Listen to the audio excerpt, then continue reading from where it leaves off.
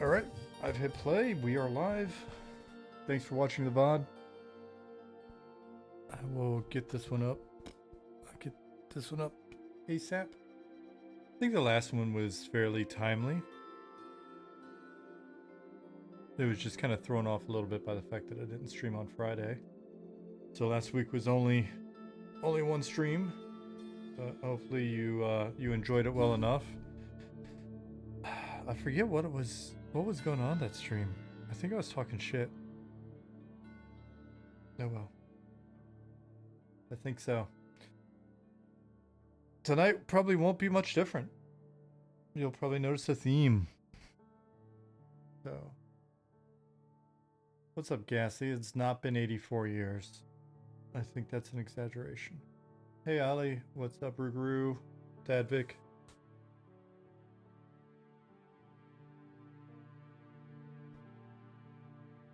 Ooh, I'm sleepy. This coffee's gonna wake me up. What's up, Drew? Valoroth, Sarinth. Keith to the Geo. Gunnar Wolf. Wie geht's, mein Freund? Yeah, we finished Dungeon Crawler Carl. We finished it. We've started over. We've officially started. We've started over on book 1.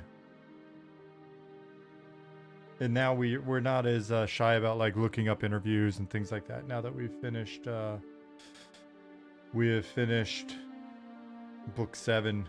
I joined the Discord as well.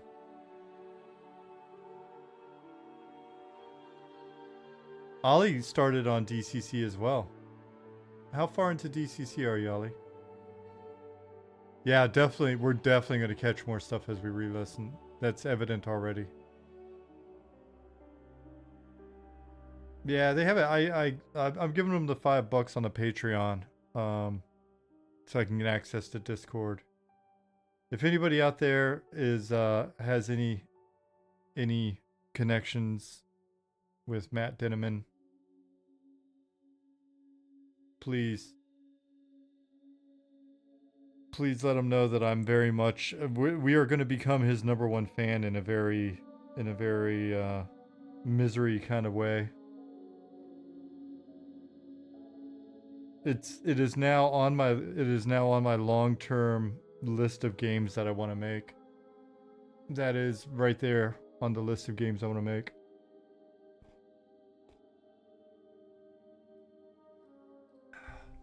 So we were just talking about the theatrical version that Sound Booth did, Defiant Possum, at dinner while we were listening to book 1 again. It's like, man, I should probably go back. Like, we should go back and just do the Sound Booth thing. So we'll probably explore that this weekend. What's up, Chaz Solo, Talet, Florane, Hoops, Possum, Viper, XV. Valoroth said, I'm actually in Germany until tomorrow, heading home from my deployment.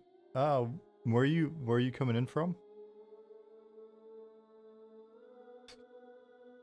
Ollie's on chapter 11 maybe. I think we're around there as well. Coming in from Africa. And that sounds gloriously warm.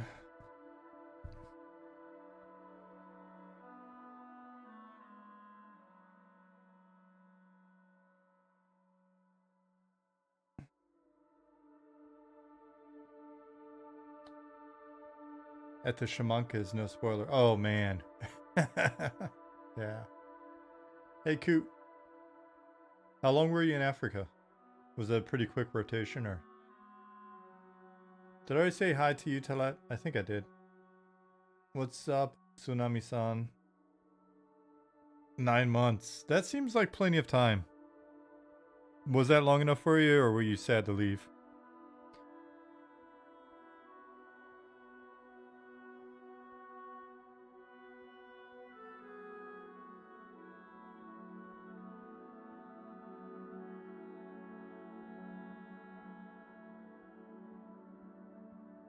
Yeah, I couldn't get out fast enough. Yeah.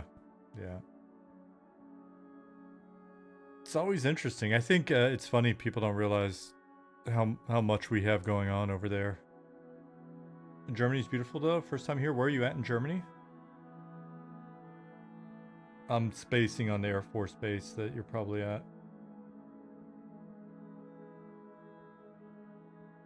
Sembach. I wouldn't have guessed that one. I was thinking a different base actually. Dadvik says I was playing some Return to Moria last weekend, listening to music. Actually reminds me of Eminem music, some of it. Oh, cool. Can you guys hear the music well enough in the background? Hey, Viro.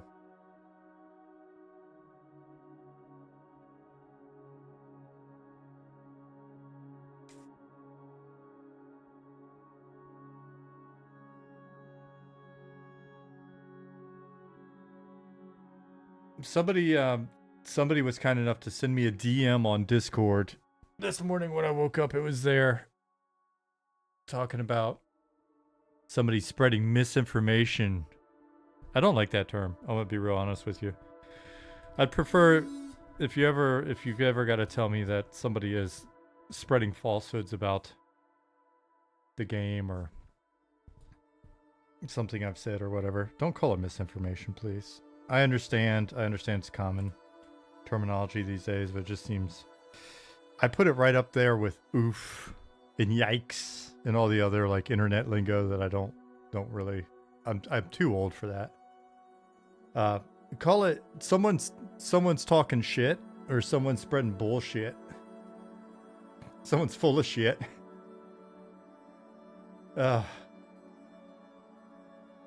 I feel bad for people on the team that maybe didn't 100% realize what they were signing up for when they got on the team, and then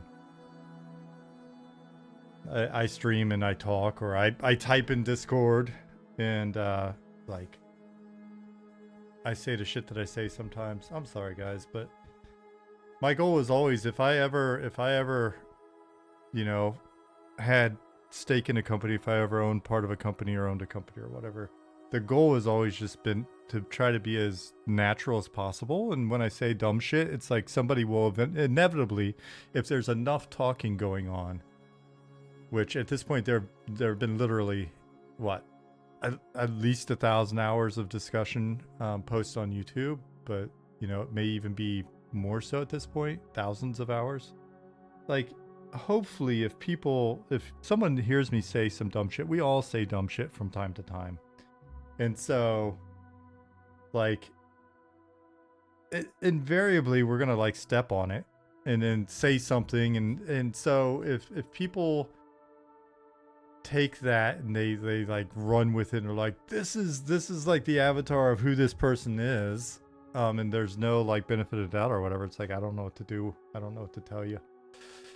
But I'd rather you guys. Like it seems easier. I've never been a big fan of lying because then you got to manage the lies, right? Lying's fun when you're like 8, right? When you're stealing like quarters out of mom's purse, lying is okay then. But when you get older, it's hard to keep up with. So that's why it just feels like it'd be better. And I can do corporate, I can do PR. And if we're ever dealing with something where it's like a necessity, like if we're banning somebody, I'm going to try to be pretty non-snarky. It's just like go into robot mode.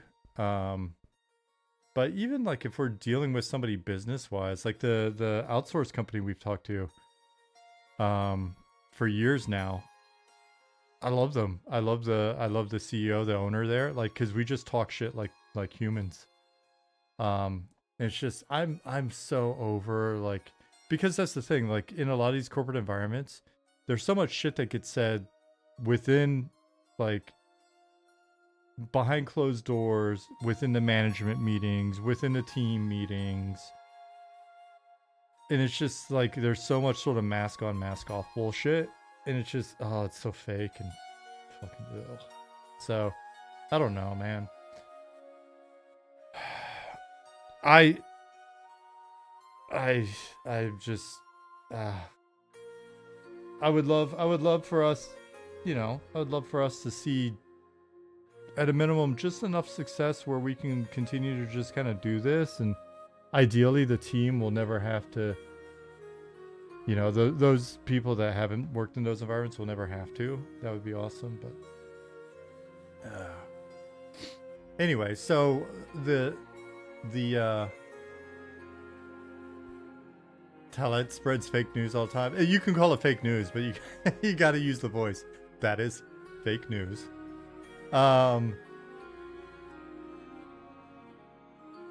You got to use you got to pay to use public restrooms in Germany. That caught you off guard. Yeah, because in theory they keep them clean, or they used to. In a lot of places they keep them clean.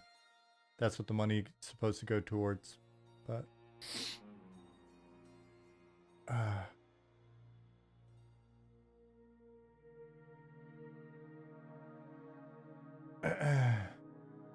Dargith, don't come in here with any political bullshit.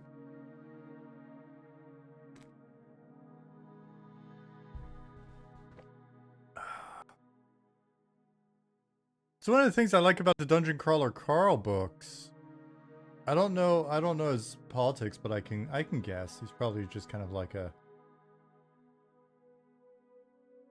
F the world kind of whatever. But I do like that the books are just like, he doesn't appear to have any need to pull his humor or whatever.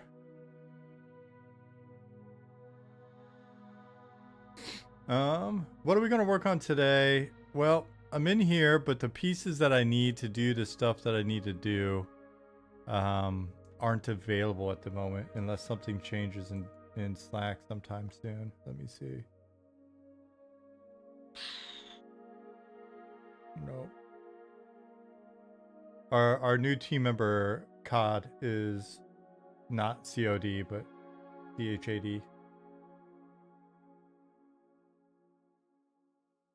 Is working on a cool zone for you guys, but it is like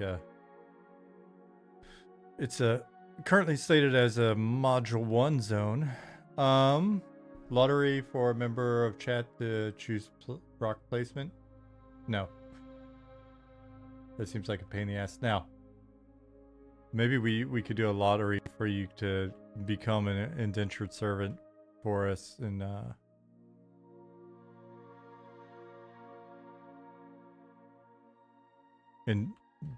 come in here and do the rocks.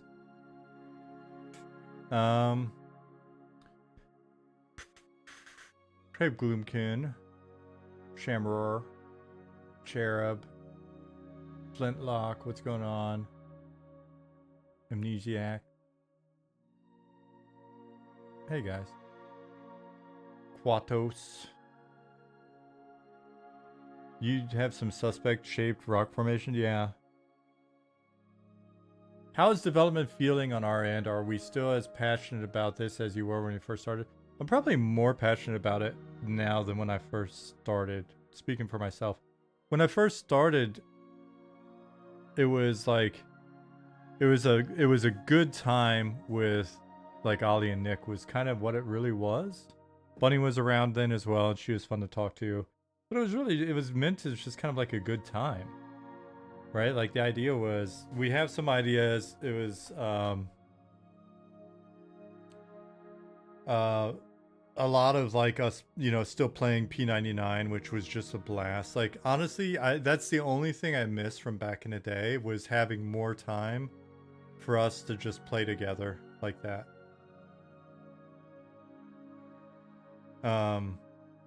That's the only thing I miss, right? Like, but this is, I mean, guys, you saw what it was when we first started,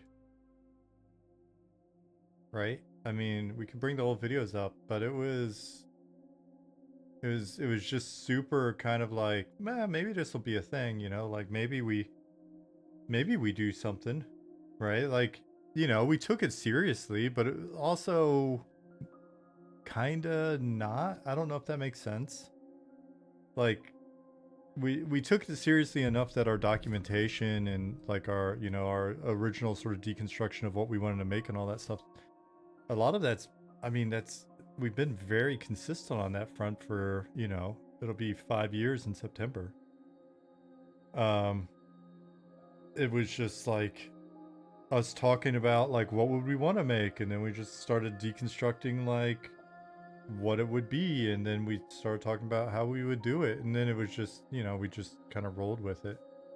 So it's been pretty easy for things to move along in a relatively consistent manner. There have been a lot of like, you know, fun surprises and coming up with stuff and figuring stuff out as we expanded our capabilities. But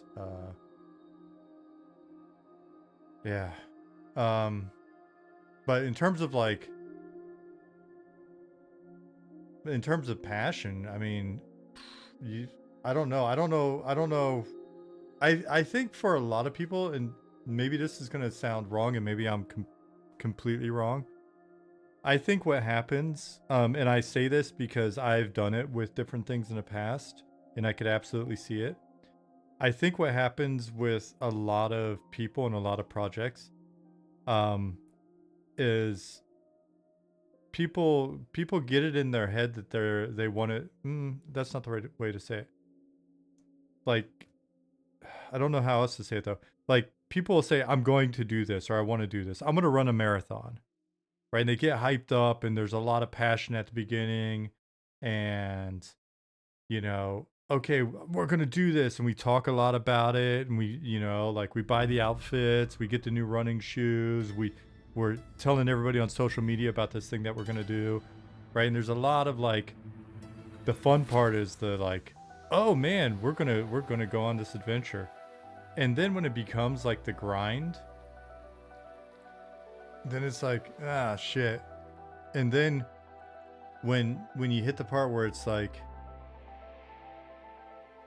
I think with development, the hard part is just looking at certain things and going, you know what? If we fixate too much on trying to make this perfect, we're going to flame out, we're going to vapor lock, or we're going to like there's this thing that's there that I think is, it's almost like our brain's looking for an excuse not to get it done. Like, just getting stuff out the door is, it's I don't know what it is, man. It's interesting. Like, I've thought about this before, but I've never thought about a good articulation of it. And it's not even just that perfect's the enemy of good. Perfect is an excuse not to finish. Right? Like, perfect is the enemy of good is a thing. That's true. But I think there's also this thing where it's like, perfect's an excuse not to finish. And if it's not perfect, then that's my opportunity to be like, oh man, like, I'm gonna stomp my feet because this isn't gonna be perfect. So I'm out of here if we're not gonna do perfect. And it's like, nah, you're just looking for an excuse not to do it, right? Because there's something scary as shit about like putting it out there. Like, it's surreal. And I say that because I've put stuff out there, right? Like, and I don't know if the music's gotten too loud or whatever. It just got louder in my headphones. But there's this thing that happens where it's scary to put it out, and so it's easier to quit than it is to go. You know what I mean? Does that make sense? And I see this in like, I see this in like little micro chunks, right? Like writing a quest, like just getting the quest done and like going, that's good enough, let's go, and let's do another one. Or like doing chunks of work, and just saying, all right, cool, put it out there. And maybe it's because it's like, if this isn't perfect, it might get rejected, right? Maybe it's not a desire to quit. Maybe it's just a fear of like rejection or something. I don't know what it is. But it's a thing. And so, I don't have that. Not now, at least, not anymore. And definitely not with this. Let me see what you guys are saying.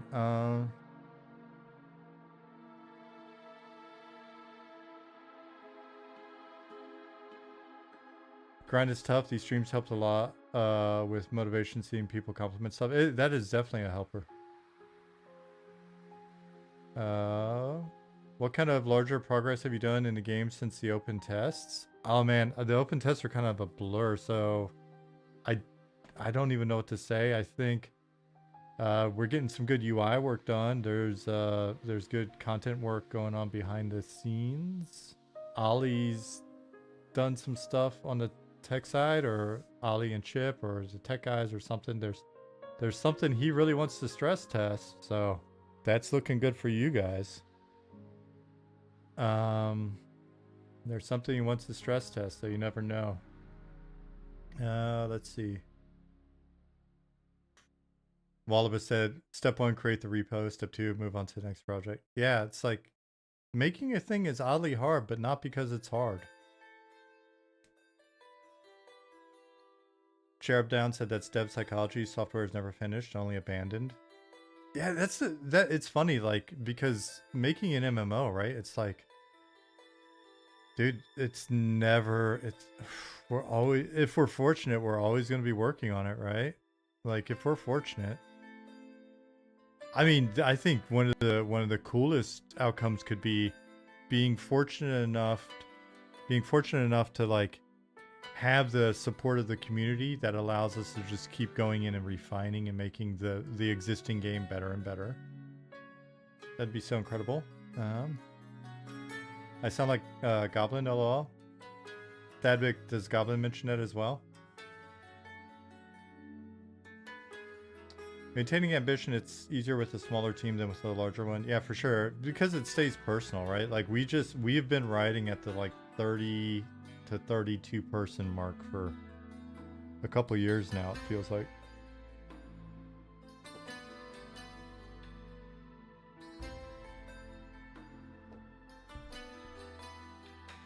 Good point. Sometimes it's hard to believe what you've been working on is done as much as it can be, and daunting to start something new. Yeah, and I think also there's this weird sense of like when we finally put it out there, it's either gonna work or not, right? Like it felt that way with every EverQuest expansion I worked on. It was like, oh, I wonder if they're gonna hate this.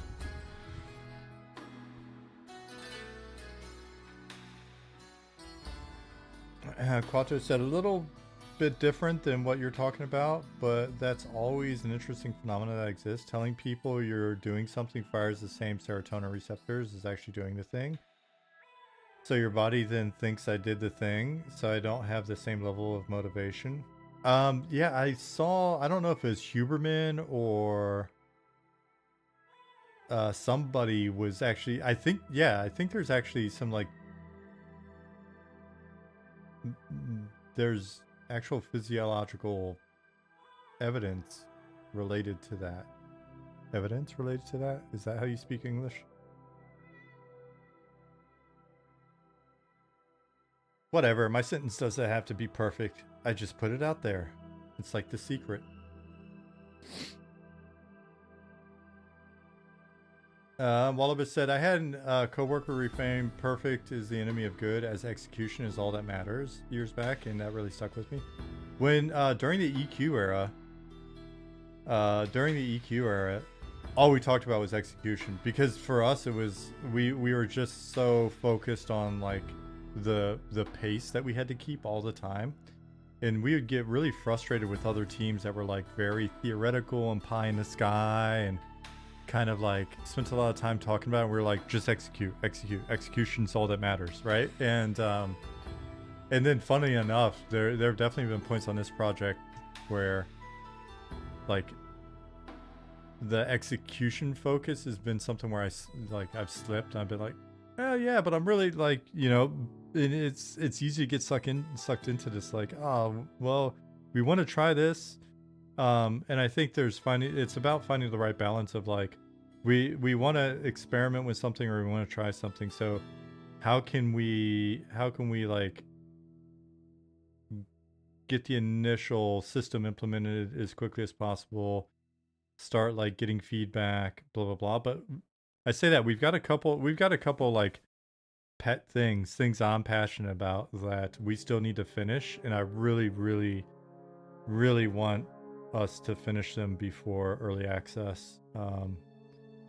But we've also got limited resources, and we've got optimizations and stability topics and all sorts of other shit to get done as well. But there are things I really want. Like, I'm hoping that we get finished up. Well, the races have different dialects, like the troll and EQ who talked very funny. You mean in like how they're written? There'll probably be some of that.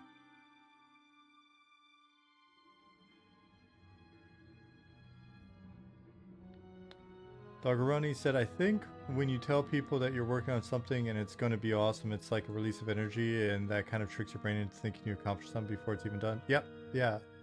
No, I swear there's a podcast out there that gets into this.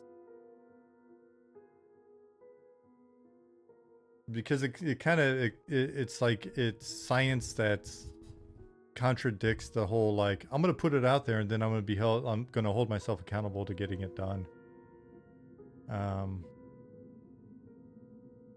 Cherub Down said, shout out to Chip. He's a great guy, an excellent programmer. He's a fantastic guy and an excellent programmer.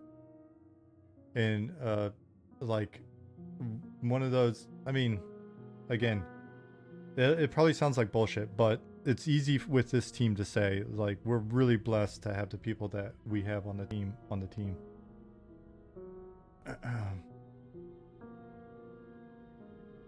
Really solid guys, well-rounded, engaged, talented. Work for the right price. See, I make jokes like that, and there'll probably be somebody on Reddit taking that, and he's joking about all the slave labor. evil capitalists.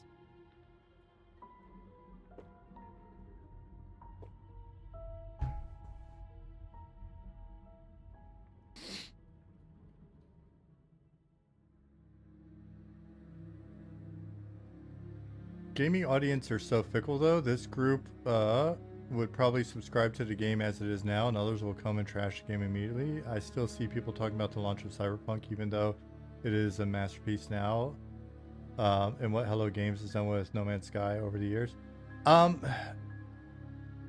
Colin's coffee cup, it's true, but the thing is, the one thing there's never going to be a shortage of is like cynical, negative people talking shit on the internet. And that's where, like, it's good to kind of dip your finger in every once in a while. Like, well, more than that, I mean, we watch, you know, with the different personalities we have on a team, we're always like getting snips from Reddit or YouTube comments or Discords or FOH or wherever it is. We're always looking at this stuff. But I just keep reminding folks, like, and I'll pop in and, like, I mean, I popped onto Reddit. I popped onto Reddit not too long ago and, called somebody out because they were like, the dev, the lead dev, which is, I don't like that title. So it's like, it's preferable to say, one of the devs, or just use my freaking name. But it's like, said blah blah blah, or no, it was the guy that said I banned him for having a contrary opinion. And I was like, listen, this is bullshit. It's just because it was. And then like I wound up like going back and forth with this guy on Reddit because it was just like, and not like in like a defensive, I was just like, no, you just said this and here's literally what happened. You were banned for the following statements, right? Like blah blah blah. Eventually talked to the guy, got him to promise to be cool, because he was, I looked it up, he was actually banned from Discord. I was like, as long as you can just be cool, like, you can come back to the Discord. But if you're not cool again, then personally attacking people and being disruptive, then you'll be banned forever. It's like, but I don't mind, like, when someone's saying something silly, like calling them out. And I guess there's going to be 50% of you that think that's fine and 50% of you that think that's not how you run a company, or that's not how you're supposed to interact with the community or whatever. But it's just kind of like, I don't know, man. I know it's apples and oranges in terms of industries and stuff, but I've always loved the fact that, like, if somebody asked Dana White, you know, at a UFC press conference, asked a ridiculous question, he'll say that's a fucking stupid question. Call somebody a goofy bastard or whatever, right? Like, because he's being honest with them, you know, and I don't know why we can't do that in industries like this as well. And so when it comes to, you know, when it comes to the statements that occur online, if the statements are validated by the data, then okay, right? Like, at the end of the day, all that matters is like, are there people that are there customers that are enjoying the product, right? So, you know, like, I think no matter what people say about Hello Games, taking it back to your statement, Colin, like, Hello Games doesn't need to care if, you know, X percentage of the people on the internet still dog them over the launch of No Man's Sky, because they're sitting on a pile of cash, first of all, or at least they were last time I had a recruiter talk to me, like, years and years ago, about, like, potentially interviewing there. He's like, dude, they've got a hell of a war chest. They've got all the great sentiment in the world from the people that are actually aware of what they've done in recent years. I mean, for people that actually pay attention and, you know, care about the industry, they're an epic story, right? In a role model. So, you know, some people on Reddit's like talk shit about them. Same thing with Cyberpunk. I don't know how well it's done since then. I've stopped tracking it. I would love to one day play it. You know, I can't really speak much about, like, the health of the studio these days or anything like that, but they've done well. And so for us, it's just like, it'll prove out. It'll prove out. Like, you know, in a year and a half, I guess, come back, and if it's just like we've got 5 people playing the game, and people are like, I'd be playing the game if it wasn't for your attitude and, well, in the merchant system and corpse runs. If it wasn't for those 3 things, then you guys would be gazillionaires. Then okay, then you can, like, you know, you can make the noise of the one kid from freaking Homer, what was it, The Simpsons? What's the sound where he points and makes the sound? Or whatever it is.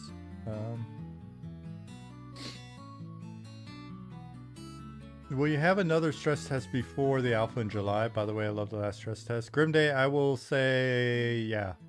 That you can go ahead and say that I said yes on that. There'll be a stress test before then. Nelson, yeah.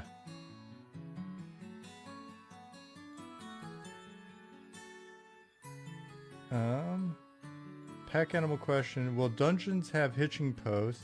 I'm trying to find the... will dungeons have hitching posts or stables for you to leave your animal, or do they just stand around while you leave them? Maybe they wander around. I've been thinking about this one. We haven't formalized anything. I've been thinking about this one as far as, like, what players could potentially also set up on the fly in kind of like areas where, and whether or not it needs to be a specific area for near there or not. First just said Sean may be able to show you something in his zone he's at even. Yeah, so check it out. In the meantime, while we're still figuring that out, here, I'll fly over to... So we're in here, and here's the stable. So here's just the stable that's out here. If we go down into Keeper's Bite, that little village has a stable as well. Stable. So, but I'm curious about the ability to set up, like, kind of a hitching post type setup on the fly, right? Because mounts can be killed, right?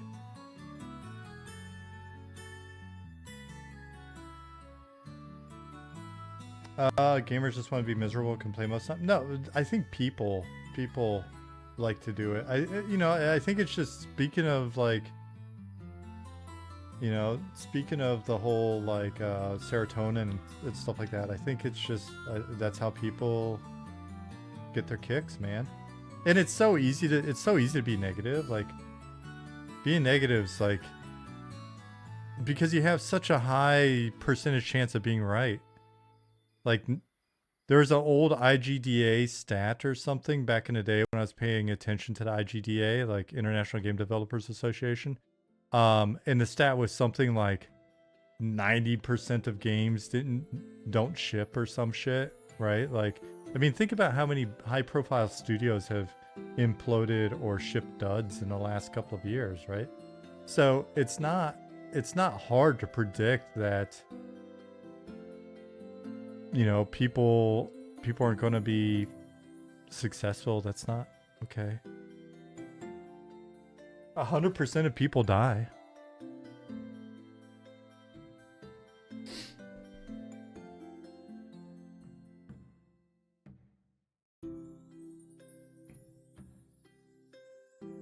Whoa. Are you trying to tell me I'm in that category? Son of a bitch. Deep stuff today? I don't think so first.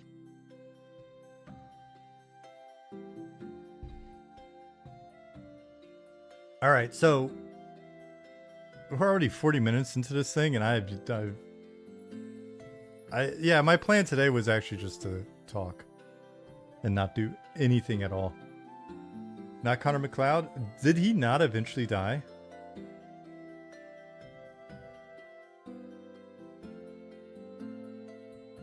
So anyway, I'm not going to dig up the specific post. And hey, I want to thank you guys in the community. I want to thank you guys in the community for like doing such a rad job of like going in and politely when someone says something that's just completely not true about the game.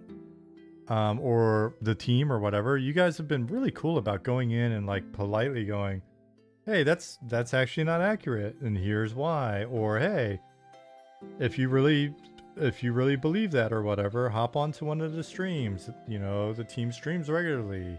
Like you guys have been really key, I think, to helping us manage the mood in the various forums out there. Now, there are people that are always going to, they're not going to like certain things about the game. They're not going to like certain design decisions, and they'll call them lazy design decisions or outdated design decisions, blah, blah, blah. There's going to be people that don't like the aesthetic of the game. And there's going to be people that, don't like subscription model, whatever it is. But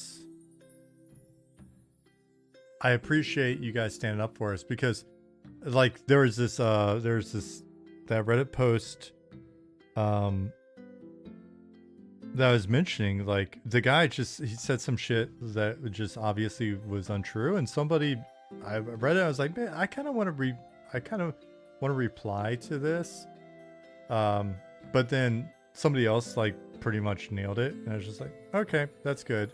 The only thing that would benefit from me replying is maybe the part where he's saying that I don't like customers, and I think it was like, I don't believe in like showing anybody how to play the game or whatever. It was basically, and I knew when I went off on that rant the other day that would be some people's takeaway of like, Sean believes that you shouldn't tell the players anything. I'm like, dude, we've got an entire page now dedicated to first time user experience. There's a ton of great shit on that. We're probably going to catch shit for like some of the things that we want to implement and will implement for new players. Oh my God, now you're holding hands. But I don't know what to tell people. I don't know what to tell you. We just do the things that we want to do that we think are the best things to do. They're the best things. We have all the best things.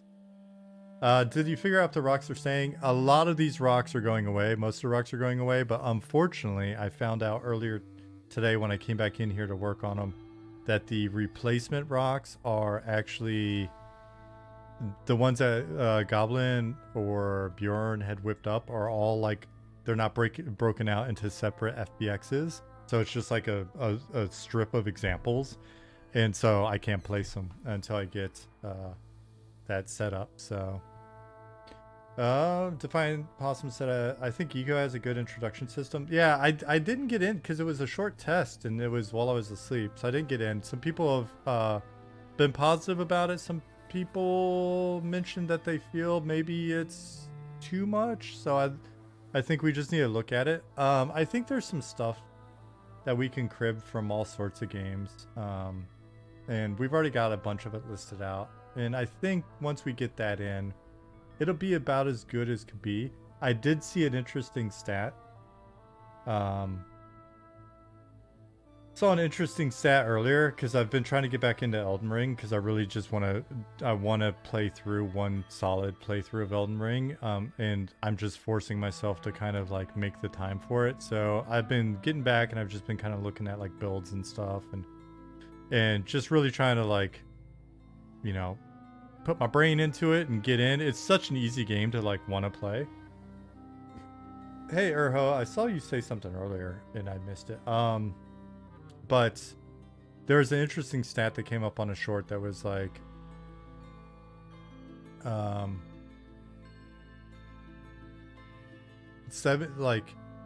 only 74% of the player base has received the first achievement in Elden Ring.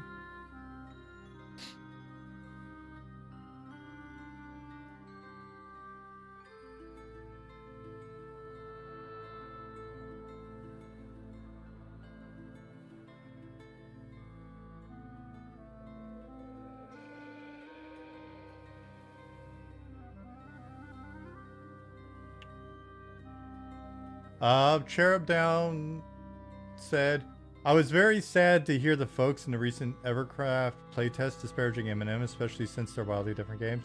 There is an interesting thing there. I don't want to call them like that community out specifically.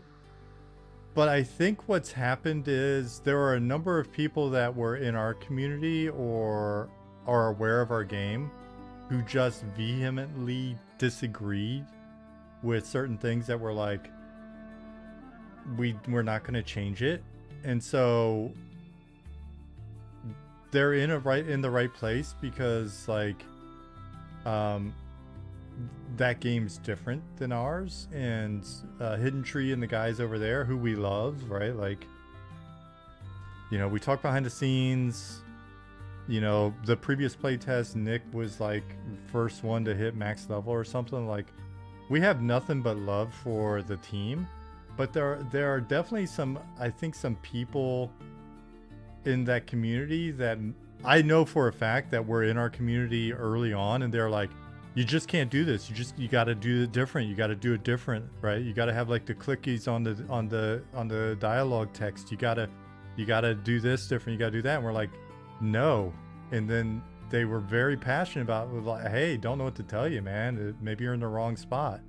And then I think some of them went over there and they're like, you know, it's this desire to, like, there's this weird animosity. It's like, fucking don't play the game. Like, enjoy AOA, enjoy Eco, love it. Spend all that energy, like, just loving that game and forget about us. Like, it's this weird, like, and it was the shit that, like, I came into our Discord this morning, right? And it's like, again, no offense to people that were making the comments, but it's like, I don't want to log into our Discord and see like 150 comments shitting on Pantheon, let alone like saying stuff about Joppa, and let alone saying stuff about Joppa that I know as a professional developer. The only reason I'm saying it that way is as someone who has actual experience with what the game development process looks like. When they're saying like he made this happen or he didn't make that, I'm like, no, and I'm not going to overshare or whatever. Like I said, Jop and I have talked in the past, and there's certain stuff that he gets blamed for. I'm like, I'm gonna be. I'll step out on the ledge and go, that was not his call. I'm not trying to say like blame somebody else or whatever. What I'm just trying to say is like, some of the shit is just outlandish, and so it's just one of those things where it's like, you know, and so that's the thing. Like the whole like communities shitting on other games, it doesn't. Listen. Talk about what you like about our game, what you don't like about our game. You know, it naturally it's game developed, or it's like discussions where there will be comparative, like, you know, conversations where it's like, oh yeah, well I don't like this about that, and there's nothing wrong with that. There's nothing wrong with saying, oh, you know what, I think it's I don't like the chevron system. That, you know, like that's fine to say, and here's why. But like when it's, you know, when you guys are out there, if you're like, oh, now we know where all of the M&M budget went, Sean spent all his money on hookers and blow. It's like, you know, why bother? It's just, it's so petty. And it doesn't, I don't know, it doesn't, I'm not sitting, I don't think anybody in the team reads that and went, oh man, they really shit on Pantheon hard today. They'll give them a little extra secret cookie points on their profile or something. So anyways, yes, some people in the AOA community / eco community don't like us, and they'll verbalize it. Don't give a shit. Have fun. Like, what is it the kids say these days? Living rent free or whatever. All that matters at the end of the day is how many of you guys actually enjoy it, how many of you actually stick with it. And I'll be honest, like you know, like for as much as people talk gloom and doom and all of that with Pantheon's numbers, I look at them every day. They're important for us to look at and understand. And for as many things as I think we could point to objectively and say, maybe we don't agree with certain decisions, or hey, this could have been done differently, or this could be done differently in the future. Their numbers, like, this is a fairly natural curve given the situation. This is actually a decent curve. What it doesn't look like is, it doesn't look like a just straight precipitous drop off within the first month or the first weeks. The fact that it's decaying at the rate that it is steadily in this manner, as anybody that's been a product manager or a producer, senior producer, executive producer in our industry, this is normal. If you think, you know, if you think this isn't something that happens most of the time, I don't know what to tell you, man. Like, the hope is always for this to go up and just linear growth forever. But that also I would assume is a full game with all of the content, with blah blah blah. This is not bad at all for the situation that they're in. Especially because you have to look at this during their peak. Like, you've got to figure out, and I don't know if I'm wrong, if anybody on the Pantheon team sees this and they're like, hey, you don't know what you're talking about. If you want to give me access to your sort of like detailed KPIs, I'd love to see your metrics. But think about it. This peak at 6,800 is during a period where they had about 100,000 people purchase it on Steam, right? So what I usually look at, and again, I've talked to other people and like validated this. There's typically sort of like a 10 to 20x range that this falls in. But what I would tend to do is, because I've seen this be the case a lot of times, is You take this number, you multiply it times 4, and then you've got roughly your daily average. Your daily active users, right? Then from there, you multiply it times 4 again, you got your monthly active users. So if we take this and we say, all right, let's say roughly, that's 7 times 4 is 28, right? I think. I'm not really great at math. I'm just great at like saying random shit on stream. And so let's just round that down for simplicity's sake. So 25. So then 25 times 4. So if we take that, we say it's 28 because we round it up. Then we round that back down to 25. That's their daily active users. That's the people that have cycled through in a day. Then you multiply that times 4 again, and we go, okay, that's about 100,000, right? Sounds about right. And so again, you can do that here, and you can see. And for them, since they're not sub-based, I mean, they've already, they've made their money. Their sales are kind of the thing that they'd be looking at. Matter of fact, the fewer people that play right now, the better off it probably is for them on the cost side because they've already made the cash. Now, in a subscription-based environment, the question would be, did these people cancel their subscriptions, right? So it's yeah, I mean, again, a lot of this shit gets taken out of context. People are just they get so doomy. I wish the Eco team all the luck in the world. I wish the Pantheon team all the luck in the world. All that matters is what we're able to pull off, and I'm hoping that we have a, if we could have a turnout initially that's half of what Pantheon did, and then we, if we can maintain decent retention just based off of a good monthly or quarterly cadence of bigger chunks of content and monthly updates or whatever we wind up landing on for our live operations, if we can get our retention up, we'd be in good shape.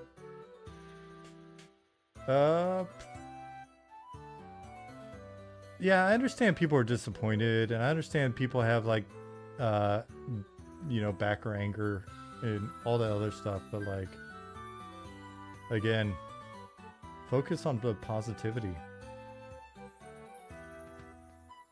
About 3 hours ago, Vumanji said, recently watched a VOD where you guys covered NDP's video from the playtest. It was really cool seeing a brand new player start to sink into the game play. I loved his stoke over skeletons with weapons and how he ended up in a group and playing longer than he thought. Yeah, that was a beautiful video. It was really cool. Like, wound up talking to him in DMs after that, and yeah, it's just exciting. One of the people on Reddit, that Reddit thread I was mentioning earlier, where the guy was pointing out the fact that I hate customers or players apparently, and don't want to show them how to play the game. There was another guy who was the guy that played with on P99 years and years ago, who was like 22 years old on P99. I was like, what? He was playing an enchanter in Unrest, and I wound up like grilling him and asking him questions, and we talked to him on. Well, I don't know that I was on stream. I think I was just playing. And so he posted something on that about the fact that we had met there or whatever, and I hit him up on Reddit and was like, dude, holy shit, like, hey, what's up? Hit me up in Discord if you're on Discord. And yeah, so he shot me a DM. So I'm hoping to play some M&M with him. I'm gonna play some M&M with him. So I can mine the minds of the, like, tap into the minds of the youth.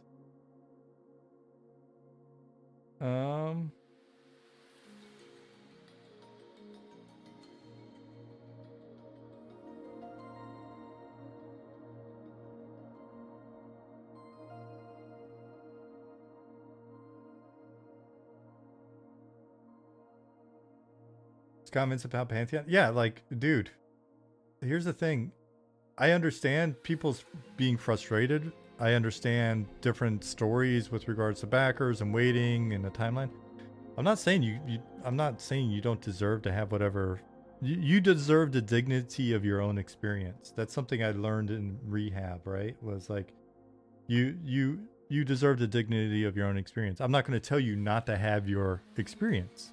What I'm going to say is I don't want you to have your experience in our Discord all morning for me to log into and be like, "Come on, guys, really?"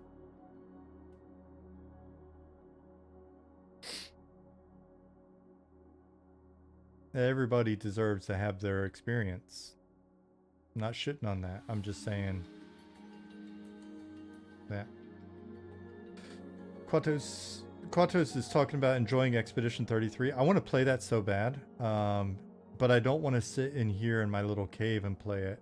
Like, I really need to get a solution for. I need to get a solution for the living room so I can be out amongst.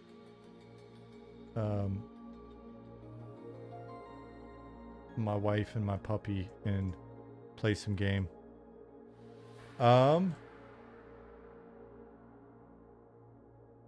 If you guys asked like an important question or made an important statement, it's probably scrolled by now. Feel free to ask it again. I was just...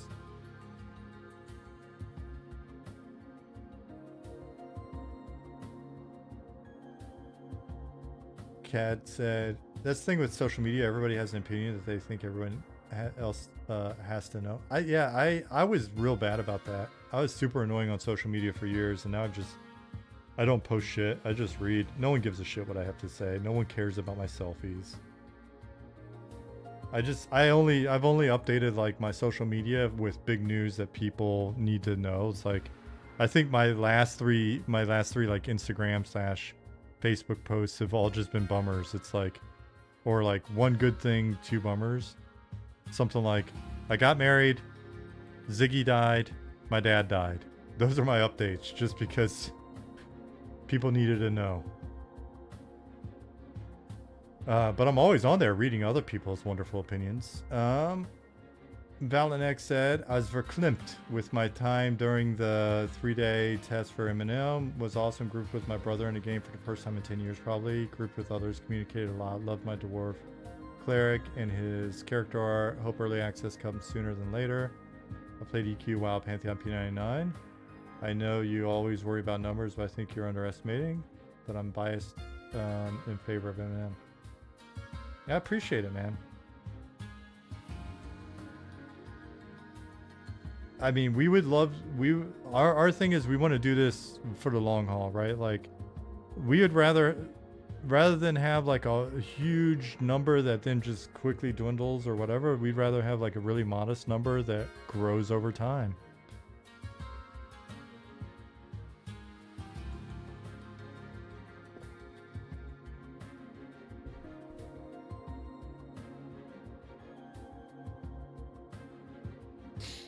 Like here, decorating levels, because I was grinding Kerns on P99 over the weekend and thought that some bodies in a bit more detail would add a lot of vibe to the zone. I appreciate it. Yeah, this one's there's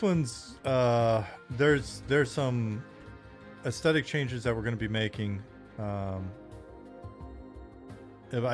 We don't have the props in hand at the moment for me to come in and do it right. I honestly, I meant to like hit save and then go into Keeper's Bite and start fixing some stuff. And not be in here, but like I literally haven't started working for this stream. I've just been running my mouth. So we'll get there. 3-hour stream, Sean moves same rock back and forth. Yeah, and you know what? I cannot wait. I cannot wait till later, because that'll absolutely be a thing. Because I see people pulling that shit with Joppa, right? Like, it's absolutely going to be a thing. It's like, you know what? No wonder that, like, some shit I don't even work on. No wonder that UI optimization didn't get done on time. The lead dev just sits there and fondles rocks for 3 hours every stream. Like, really? Really? Really? I'm the front man. I don't do any work. Sean's just been juggling his boulders.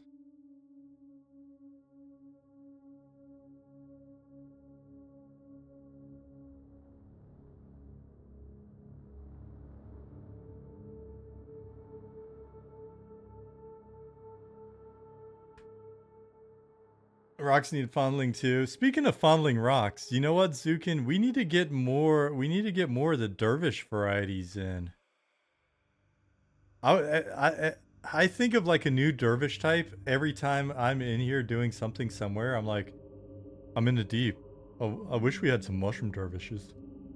I'm in the deep. Like, you got to show me how to set up dervishes, and I will make 100 dervishes. And then you got to show me how to glue wings to everything.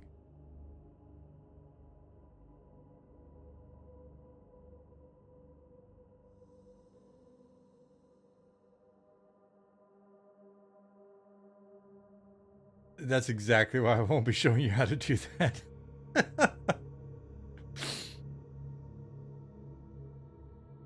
That's cool, man. I thought we were homies. I thought we were just freestyling and just doing cool stuff. Zukin, I didn't realize we were getting all serious about. Listen, I'm leaving this zone so you guys can stop talking about the rock placement. I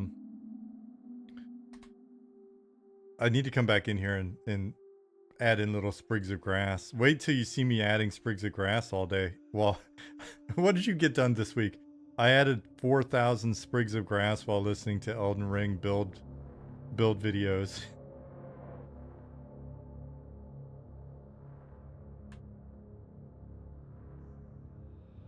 It is a good time. I will have you know, that I've been looking at scheduling and stuff. See how I did my hands? That's serious. I noticed that on internet videos now too. People have to do hand claps. I was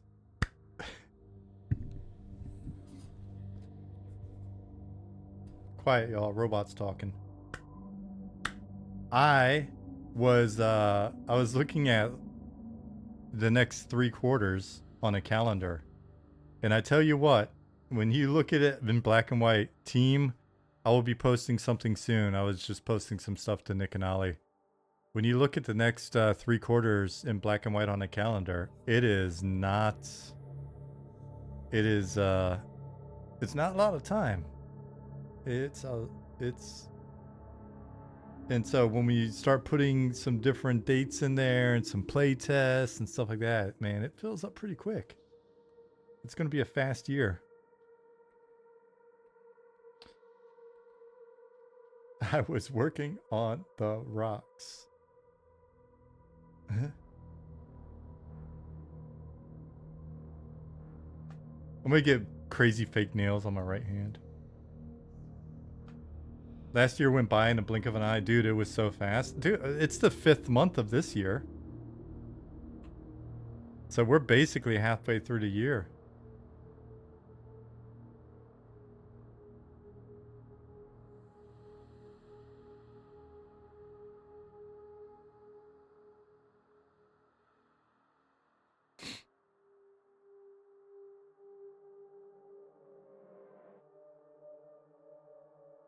Yeah, but I mean, if we're looking at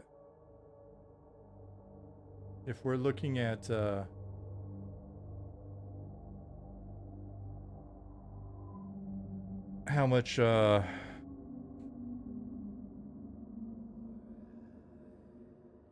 people may or may not be out for the holidays, we got the polish time at the end of the year.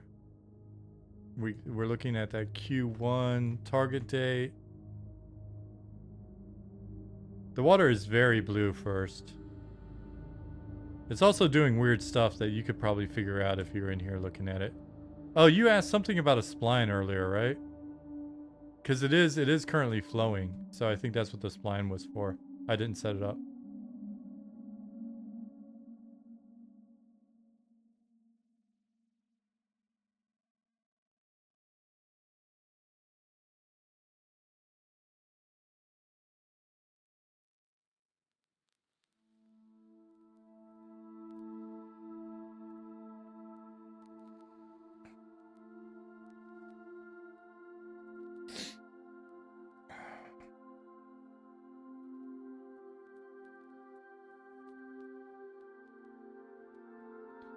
We're doing less rocks. We got some nice like flat rocks.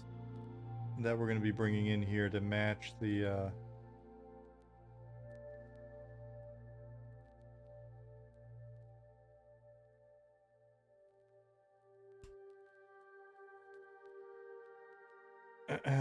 let me see if I can find them really quick. I'll show you what we'll be doing, what we'll be messing with.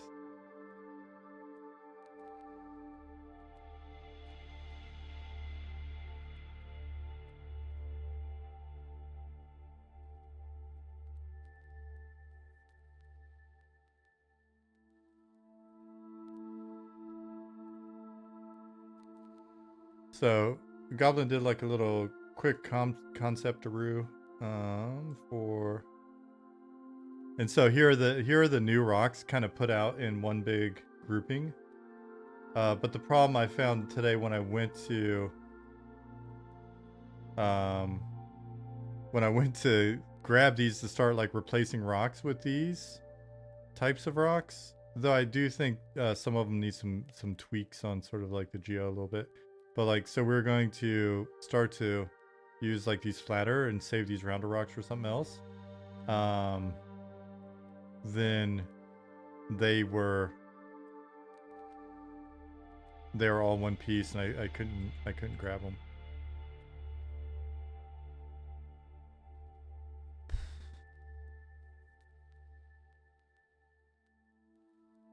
Are they modular? Yeah, I mean, even these rocks are only a few different shapes, getting reused and spun and tweaked and stuff. So, Flintlock Pixel said the desert biome seems very large, covering many large zones. Will the other biomes be as massive? That is the hope.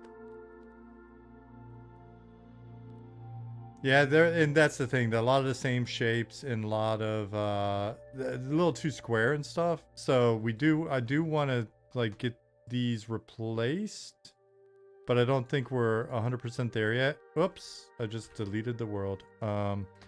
And I wanted to get them in so we could start looking at them and like adjusting them. Now keep in mind, I know you guys mainly see me fondling rocks and stuff on stream, and I've mentioned before one of the reasons for that is it's just a lot easier for me to come in and screw around with props when I'm talking to you guys, because I can actually watch chat and stay really engaged with chat, and then and do this, which needs to get done as well. But the thing that's, you know, the other stuff that's going on right now in here is we're using this zone as kind of a first kickoff zone for a process right now that Nick, Bjorn, and I are going to be focused on, which is like going in, because we've got, of the folks on the team, we have some of the most time available. And so we'll be grabbing people that worked on the zone, like Harrison, Pattis worked on the zone before, so we may be grabbing them, ask about certain things, or if we need a certain something, we may grab somebody like Chinny D to assist us with an asset or with something. You know, we may be grabbing somebody like Lasava and going, hey, there are a couple quests that I would like to put in here, but what we're going to do is we're going to run through, we're going to look at what's going on with the base population, what's going on with the itemization, what's going on with the rares. This zone's got a few bigger encounters slash events. So just making sure that they're set up and everything's good to go. And basically trying to get the zone to a point where we look at it and we go, all right, we think this is pretty polished, instead of waiting till the end, like start hitting zone by zone. And the crazy thing with this zone is it was meant to be a smaller zone, and it winds up being just, I don't know, there's probably so much in here you guys haven't seen. It was meant to be a smaller zone, and it's like one of the craziest, like most content dense zones in the game at the moment. Like there's so much shit in here. So that's iterative design for you. And you'll try to do this for every zone before EA? Yep. The hope is to go through these, and then by the time we get by the time we get to like the end of the year, when we've put aside some polish time in Q1, then hopefully it's polishing something that's already to a pretty good standard. So, so far, the rest of the team's tracking pretty good on stuff. Like I said, we absolutely have got work to do. As you can see, there's still polish work, prop work here. There's some stuff that needs to be finished here and there. You know, we got some zones that are on the list for early access, like Keeper's Bite, that we've got to wrap up. We're still working in Evershade and working on the Elven City Fail and Draw. But for the most part, when you look at our calendar, we've got some work started already on the Module 1. At least one Module 1 zone started. We've got the Expedition Zone dungeon well underway. I think the only zones that really need like some work will be us getting into Deep Dunes, us wrapping up the Expedition Dungeon and the Expedition Zone. And then we've got to wrap up Fail and Draw, naturally, the city. There's some Evershade work that still needs to get wrapped up. There is probably some stuff we can spot here and there in like Shallow Shoals and then wrapping up Keepers, but we should have we should be moving into the Module 1, like the first big update zones before the end of the year. So our hope has always been to have like the first big update in the bag when we go live, so that we're working on the second update as we're going live.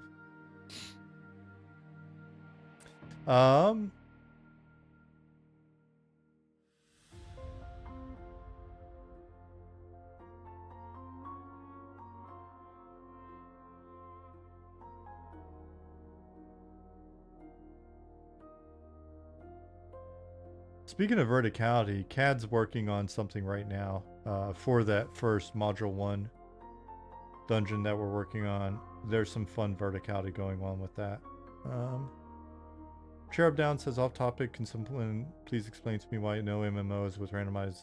There are no MMOs with randomized loot property like Diablo 2? Always wanted that to be a thing.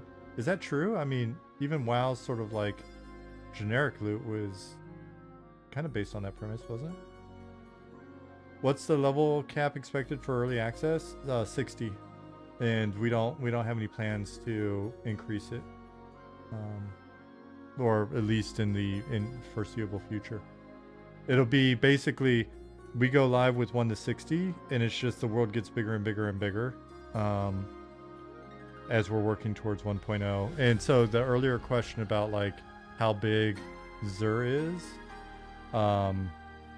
like, if you think about our desert region, we really do want all of our various areas, all of our various regions, our biomes. I say regions instead of biomes because some of them may share some biome properties or whatever, but however you want to describe it, though most of them do tend to be relatively distinct.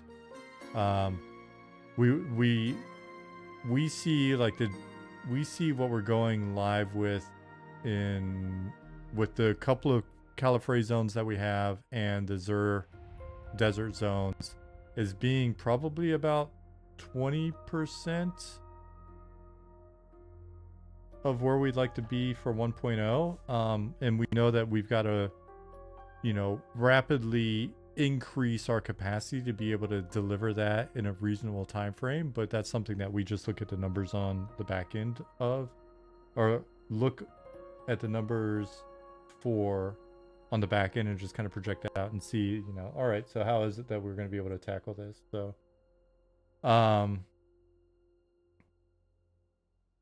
yeah, sorry, module is like a big update, like essentially a free expansion, but it's probably only going to be like, 5 zones or something like that.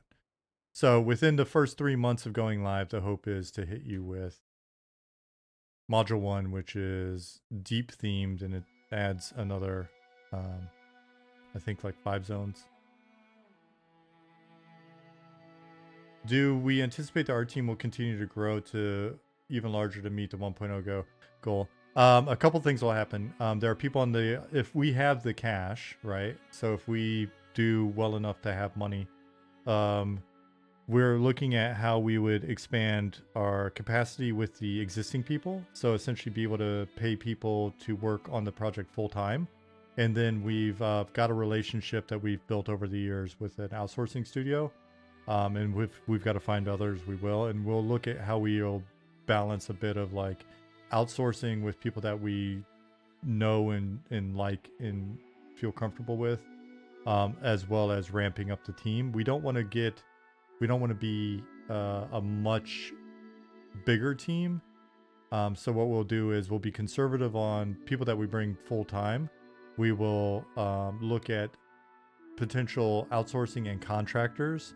If the contractors we're working with have the capacity to be full time and we have the cash over time, and they're rad people, and they love the game and blah blah blah, then that may be something where we do slowly increase the team size in that way over time. But first and foremost, the guys that have been working on the game that haven't been paid, we want to get them paid, and we want to be able to, for the folks that are, contractors by trade or have other jobs that they can stop with in order to work with us full time, then that's the first step. So this is like, we've just been looking at like rollout scenarios, that would all be predicated on the idea that we have revenue. So that is part of what I get to do in the background when I'm not fondling rocks, is think about that. And I enjoy thinking about that. That's the kind of stuff that the second half of my career has been. What do I think about while fondling rocks? Zukin. Oh, somebody asked about Pattis earlier. Vumanji asked about Pattis. Is Pattis still the point of contact to reach out to about environment art position? You have more work to do before your portfolio is ready, but wanted to ask, as I haven't seen him on stream in a while. This was Moscow. Hey, what's going on? I recognize you. Just shoot me a DM. Pattis may be available for that, but his time is still pretty crunched. The good thing is he's slowly looping back in as things get less hectic for him, and we'll be focusing on that dungeon up there. That'll be his focus prior to EA, is Fallen Watch. So I don't know. I don't know if he'll be streaming that. Definitely want to keep it secret.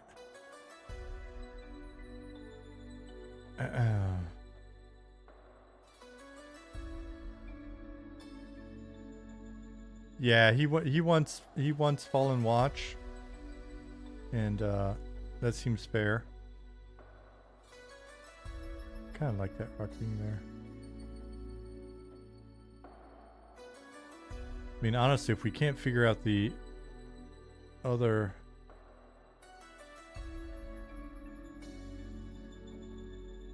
Can't figure out the other rocks in time, I think just getting rid of some of these is probably going to be enough. But we'll try to get them figured out.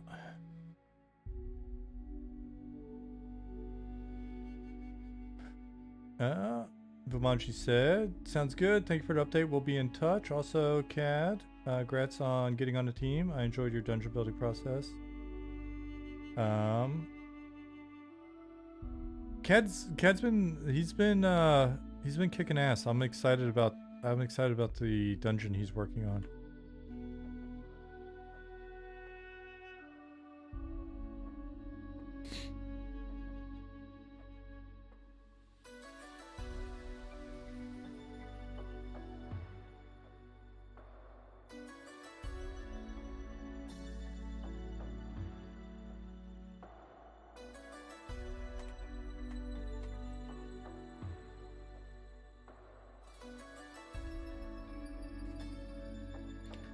He said his dungeon is just a bunch of rocks to fondle.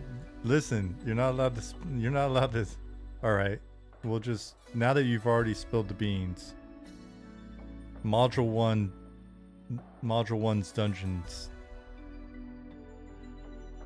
The Rock Fondler's Lair.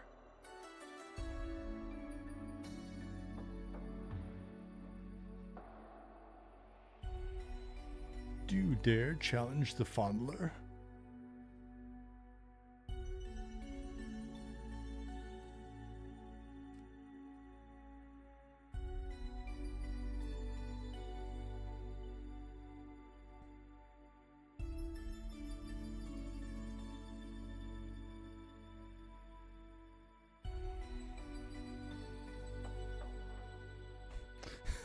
Reminds me. I was sharing an office with Rich Waters back during the EQ days, and I forget who it was. But Rich sat by the door, and he's a big guy. It's like, I don't know, like 6'6", 6'8", something like that. And and whenever this person came by our office, like, there's like 4 of us stuffed in that office, came by to say something, he would like put his hand on Rich's shoulder, or like give him a little, little back, kind of like a little one of those. What do you got? A little massage squeeze. It was an earlier time. It was before that was illegal or whatever. And so the dude came in and did it, and Rich just had finally just, I think, had enough and looked at him and was like, oh, and the person I think also would like pick stuff up on your desk and like ask about it and put it back down. He was like, you know what? You're a toucher. He's just like, you're a toucher. The guy's like, what? He's like, you just touch shit. Like, why do you do that? Oh.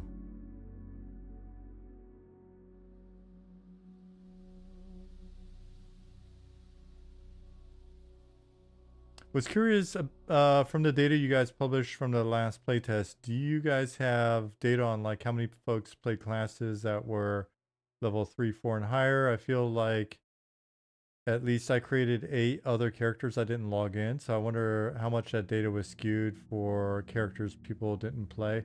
Yeah, we have the ability to Wyvern. We haven't, just because we want to get some other stuff in place as well, and we haven't. Honestly, I think we just haven't had the time or like a strong inclination to go in and like really mine to see. So we were mainly looking at behavior on an account level as opposed to a character level. So like if everybody made like an Inquisitor because they're curious, but then they ultimately didn't play it, we're not going to look at that data and go, oh no, Inquisitors, no one plays them past level 1 or whatever, because we haven't mined the data in that manner. We're mainly looking to see account level behavior and kind of get a feel for how successful the playtest was based on that. So, and we're looking at it as we have like 25,000 registered accounts. All right. So then we've got this smaller percentage. I think it was like whatever, 18% or something of that actually showed up and played in the that weekend. We had 4,600 accounts play that weekend within the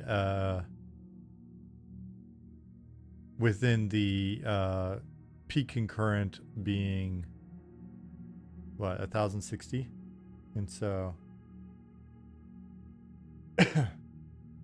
so we were looking at stuff like that more than we were looking at what percentage of people played for less than 5 minutes, less than an hour, that type of stuff. So I like the Inquisitor starting quest, but please match the NPC walking speed to our walk speed. Oh, there's a whole other problem with follows, right? Or like go-tos right now. When the zone's taxed, the NPC go-tos like get deprioritized or whatever on the server. And so they stop a lot more than they should. They're like stopping every go-to point for a few seconds.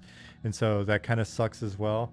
I'll be honest with you. When we're looking at the new player experience, one thing that we may do is look at some of those quests. Like I mean, I wrote and implemented the Inquisitor quest, but still, there may be some opportunity to vary up like those starting experiences and keep some of the, like that quest could also be a side quest, right?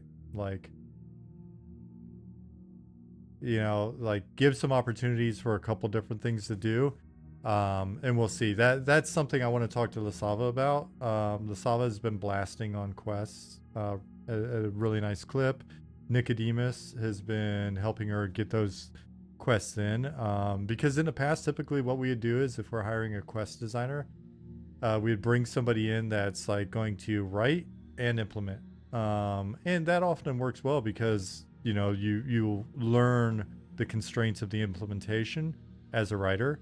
But I've worked at companies where we just had writers. Well, I've worked at a company where we had 3 writers that worked with design. And so what I was thinking here was honestly, if we can get a nice rhythm of Lasava like writing the quests that she's been writing, which they've got great. Hold on one second. Jasmine was just here and I ignored her.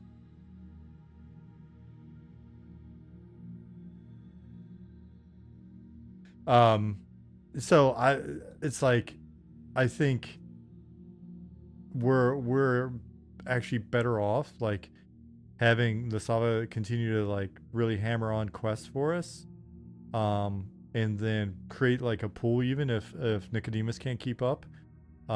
It's like if we get even more than that, not saying that Nicodemus can't keep up, but it's, you know, like she she writes a bit faster than a lot of us will be able to implement, and that'd be awesome because then we can go back and like basically tackle some different things that we want to tackle in the first time user experience, but also get more quests into like Night Harbor, you know, the factional progression in Night Harbor, other stuff. So you may see some changes at the in the starter quest is what I got to say. That was, but yeah, she's been doing fantastic work on that. I mean, don't get me wrong. I like my quests as well. I like, you know, the quests that other folks have done, but I've really been enjoying the stuff she's been doing so far. So, why were the ink numbers so low? Inquisitors are always kind of low on the list. I don't think it's anything. I don't think it's a negative. Again, it's one of those things where I think it's other classes just get played so much. Yeah, I don't. Maybe it's because it's human, but I mean, humans always, you know, it's the most played race just because people will play a human to be able to play those classes. But I could be wrong.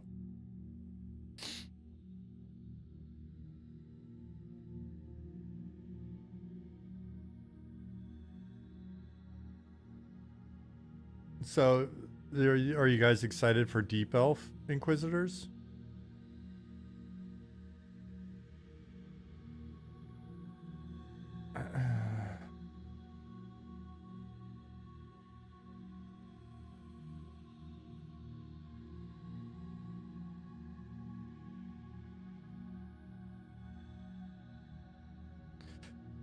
I should let me let me run a poll really quick. Actually,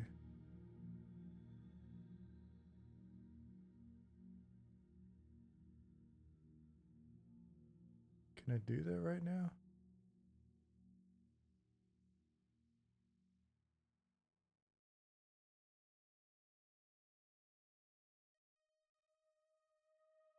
Will you be playing a Deep Elf as a main? Oops, that's not. Where are the.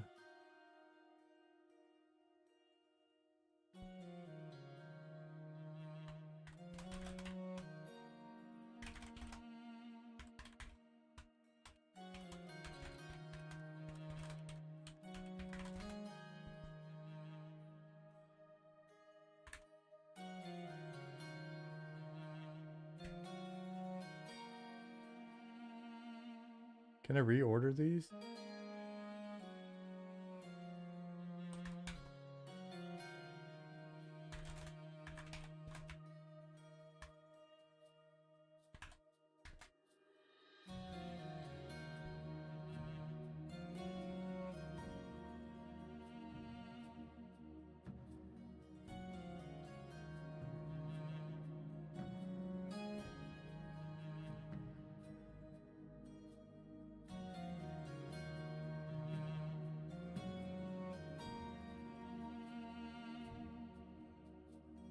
It's been so long since I used this. Watch, I'm gonna jack it up.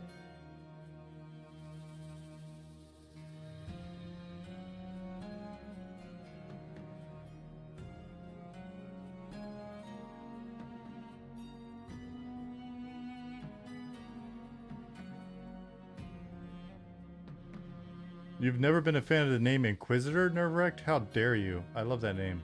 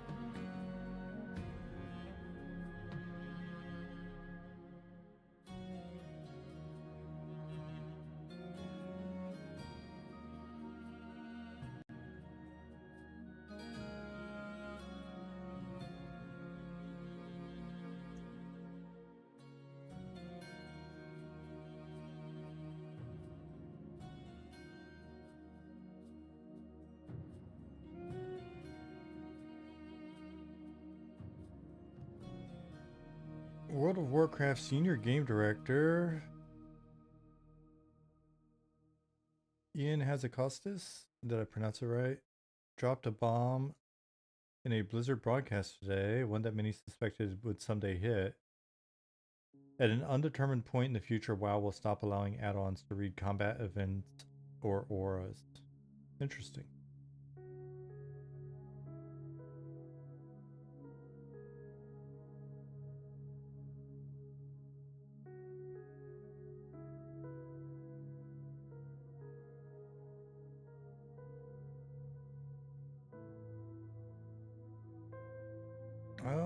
How's this poll going?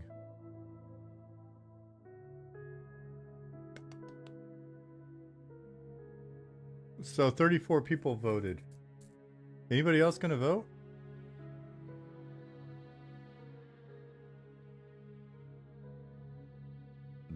Excuse me. Anyone else?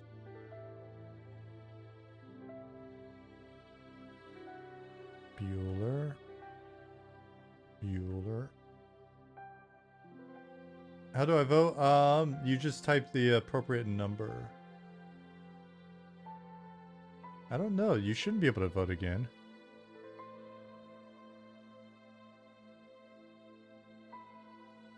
This is not real life. You cannot vote more than once. Come on.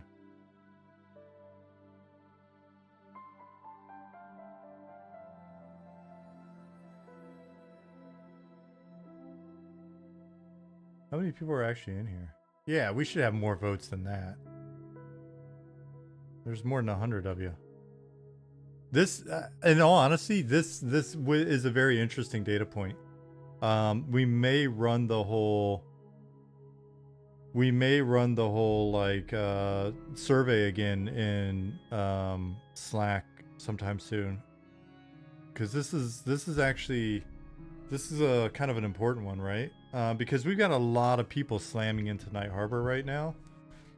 We can offload that a little bit with Wood Elf, you know, the Wood Elves and potentially some little options that we have.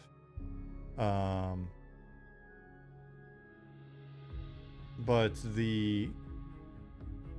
it's gonna be a pretty big thing for us to get the Deep Elf City online with regards to player distribution.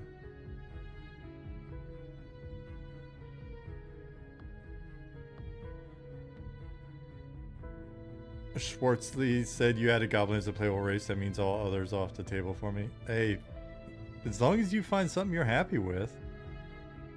Jiggly Butt coming out of the... Like, there's some first-time chatters popping up based on this. Prominous first-time chatter. That seems odd. Calm Chris. Jiggly Butt. Off trackery. Is that it for votes? I don't want to shut the poll down until everybody's had a chance to vote. We've got, so far we've got 64 votes. That's pretty good. Do you think we can get it up over 70? That would be nice.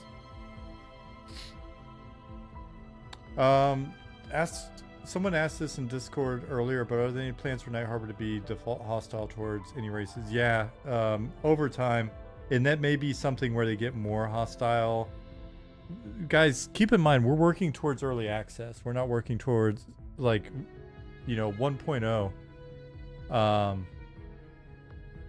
I mean, in the grand scheme of things, we are. But, like, there will be changes to the existing zones as we're in early access. And more stuff is available.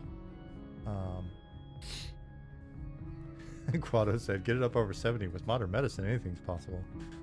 Jeez. But relevant to our player base. Just think, if this game's around for 20 years, that will be us.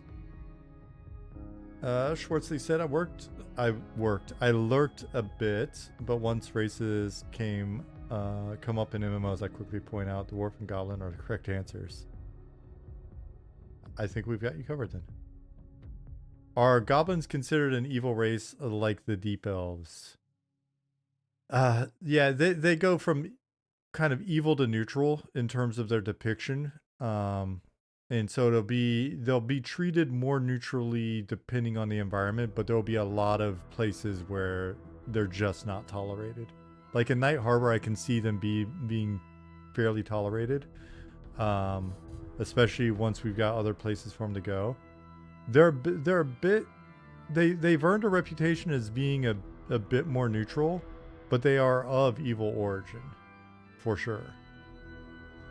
I think there's some really fun lore related to their origin that I don't think has ever been shared. They will eventually have their own town, Grimday, yeah. But it's a bit to the east.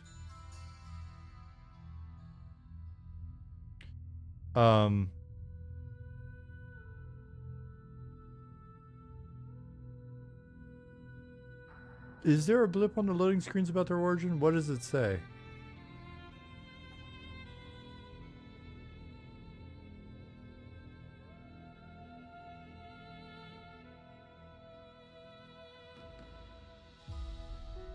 Goblin starting city is just a trash heap. It's not a trash heap.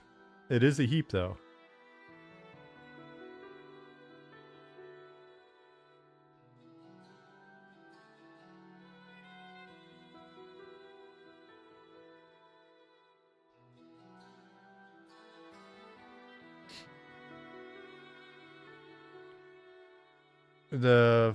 The first Power Wars saw the arrival of the goblins and trolls on Ether, many of whom made it their new home. Okay, if that's it, then there's definitely some lore that you'll eventually learn about them. That's super fun.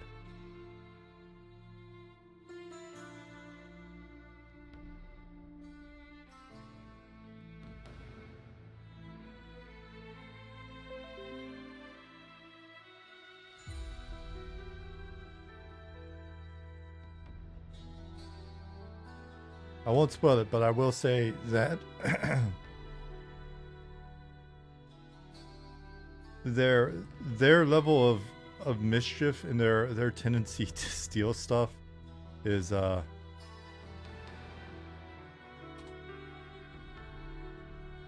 quite literally like historic, epic in nature.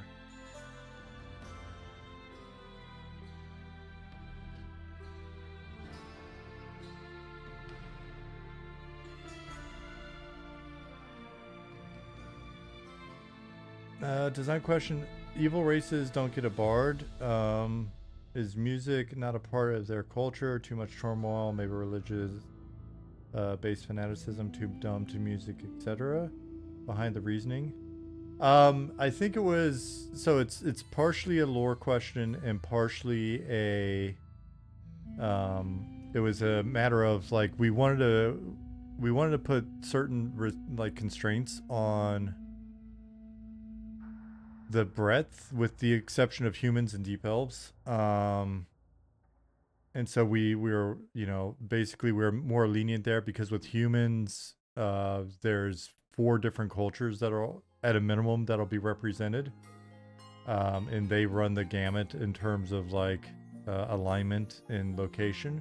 And so all of those classes that you see jammed into human now will be separated out based on what type of human you are later. So it'll be more limited in terms of like starting location, stuff like that. Deep elves have a lot more available to them because they're deep elves. And you know, one of the, or the most prominent evil race, and also they tend to just be, people play the shit out of them. We may look at some of the race class combinations that are there, and then change some stuff up before we go into early access. But the thing we didn't want to do was just like have everybody have everything. That said, yeah, I understand like the challenge with regards to evils and that class availability. So that may be something that we wind up that's something we may wind up discussing, but just because one of the other races can't be a bard doesn't necessarily mean that there can't be an evil bard, because humans can be evil.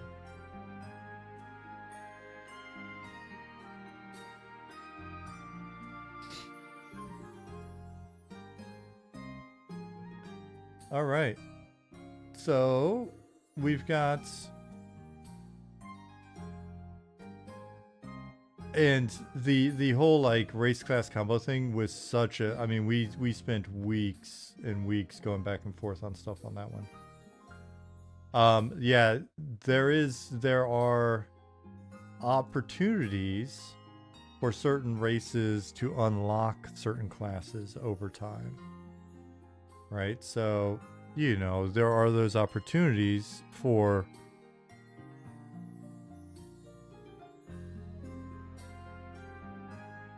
the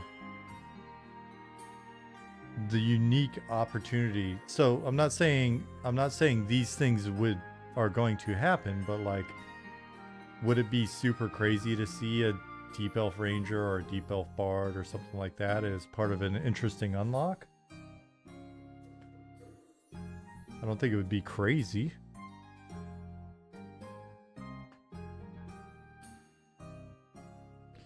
Do you mean individual to an account or like a community goal? So Lawsley, we've talked about, and Coot, this answers yours as well. We've talked about some will be part of new content being unlocked, so it might be a community thing or as part of a bigger update. Some may be essentially like a kind of a remort, I guess. And I guess, I mean, it's a hell of a lot easier to do like a unlock the option on your account. It's easier to do that than to, we'll have to tackle the whole what does it mean to be one class and blah blah blah, and then unlock the other one. But But those are the three things that we've been looking at, and it may be just one of those or a combination. Well, it'll be a combination of at least two of those, because the idea of like new content coming online or something along those lines. Does that make sense? So the poll says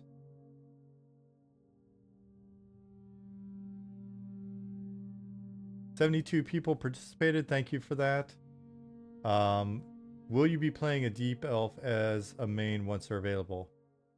20 people, so 27.8% said yes. 43.1, so 31 people said no. And the third option of you mean deep gnome was 29.2, so 21%. I'll just throw that into our, I don't even know, random? I'll throw it into random.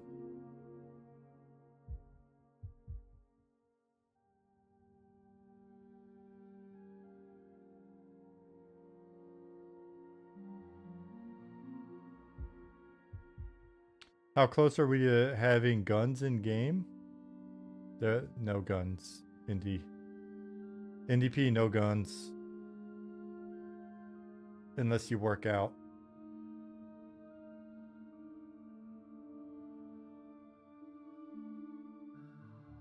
Okay, so I'm finishing the poll.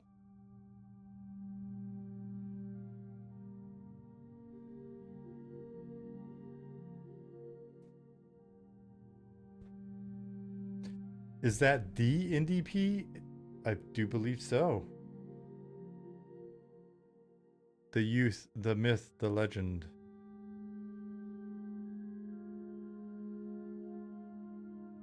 What are the odds of you adding a Minotaur mob? In this game, not very good. If somebody can get us in touch with Matt Dinneman and help us be the ones that at some point in the future make the DCC game with him. Minotaur. Hell yeah, brother.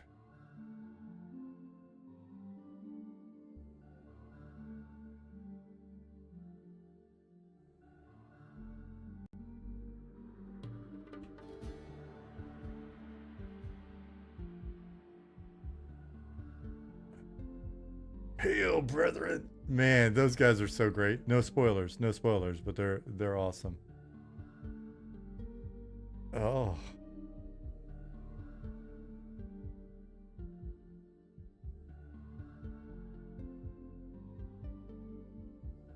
At some point, may have to like start like a letter writing campaign or something. That will be the one thing I that would be the one thing I maybe ask of you guys at some point in the future. If we have a solid launch and you guys are happy with the game and blah blah blah, and you're like, what could I possibly do for you for Christmas? It'd be like, need all of you to show up in Matt Dinneman's Discord and be like, listen, we know this company, they will 100% make a game with your humor is totally allowed, your language is totally allowed. You will be given complete creative freedom to make the game the way you want to make it. I sit around, and when I'm not thinking about M&M, I'm thinking about how to make that game. That we could absolutely make dungeon crawler. Was it dungeon crawler world? I've got to nail that. I can't fumble on that for when we speak to him. So we absolutely need to listen to the entire series at least 3 more times.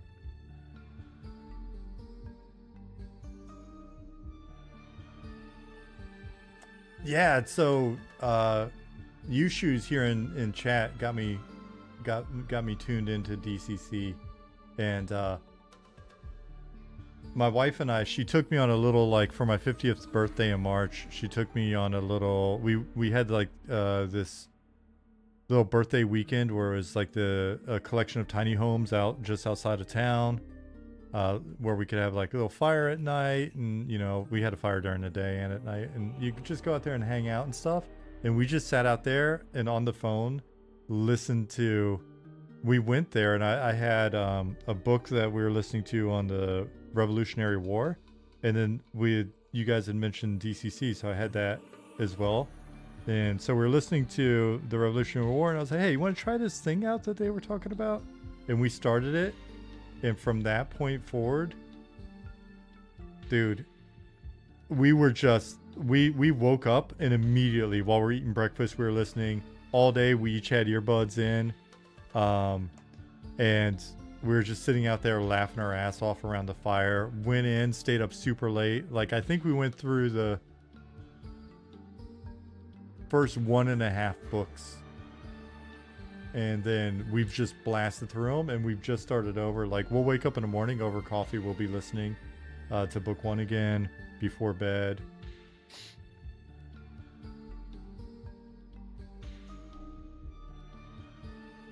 Trexas said picked up DCC book 1 at your recommendation, enjoying it. Nice. Vanipack said, oh, I've been reading DCC since you mentioned it a week or so ago. It's so fucking good. It's so funny. Dude, it is. Man. It is. And it starts out, you know, it starts out a little silly, and there's a lot of, you know, there's some silly humor and throughout. But man, talk about some just pulling at the heartstrings, some character development. Easily one of the best book series I've ever read. Ever. It's in the list now of like incredible. And the audiobooks, I'm telling you, the audiobooks is where it's at. I want to get copies of all of the actual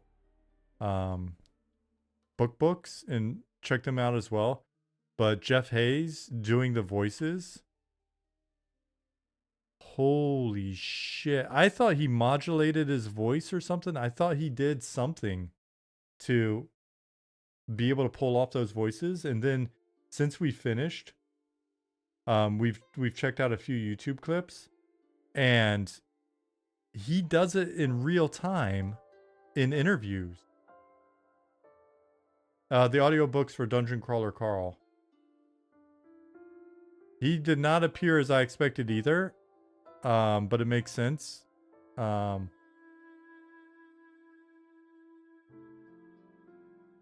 he doesn't even cut. He just switches voices on the fly, man. Incredible. I think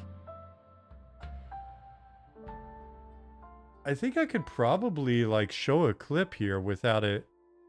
I don't, you know, we're not going to get like any sort of a copy strike from them on that.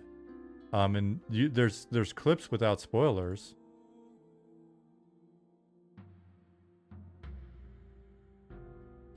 But I don't know, if you haven't listened to it, I'd almost say like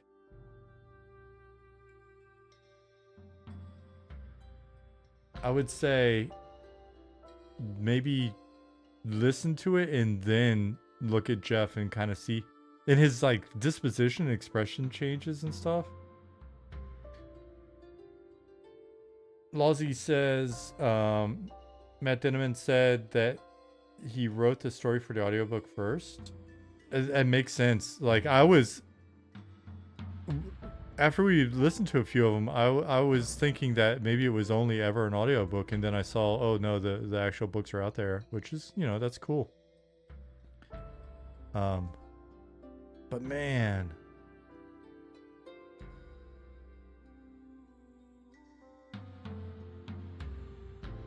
dude, there are a couple moments in there. There are a couple moments and like a couple of characters that are easily some of the most emotional shit that I've read in a book. Oh man, talk about just like a gut punch.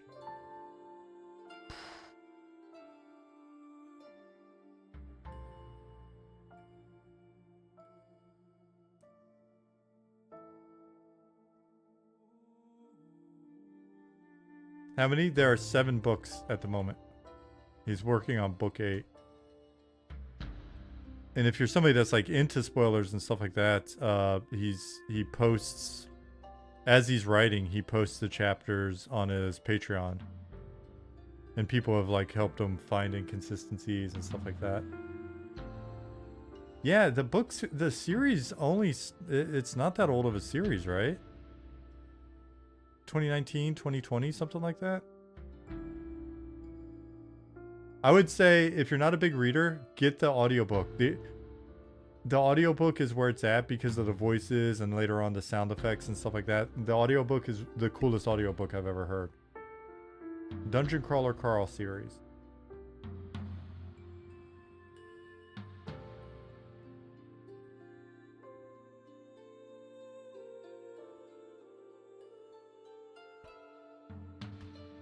If you know, I mean, I will say, you know, if you're sensitive to certain kind of humor or whatever, then maybe you want to like it. But even that, I think people kind of give it a pass. I mean, if you hang out in here, you'll probably be fine.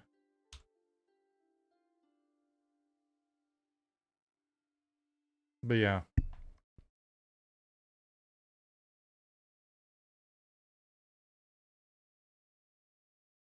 And just the way the voices progressed as well, like you could hear he got more comfortable. Jeff got more comfortable with the voices. Um, the difference in character development, both in terms of like story character development, but also like their power progression and their leveling and stuff between level 1 and where they end up in book 7, and then it's just, and there's a lot there's a lot going on in the story. It's great. It's so cool.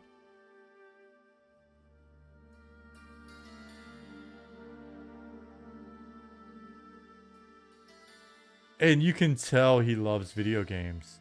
I don't know, like is that true? Do you guys that have been following him as like a person, there's no way he's not an insane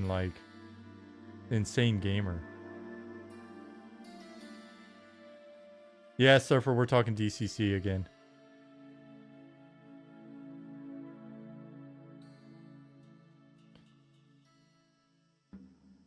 Dude, the Bam Bam Bam was one thing, but before that, my heart was already broken for one of the characters.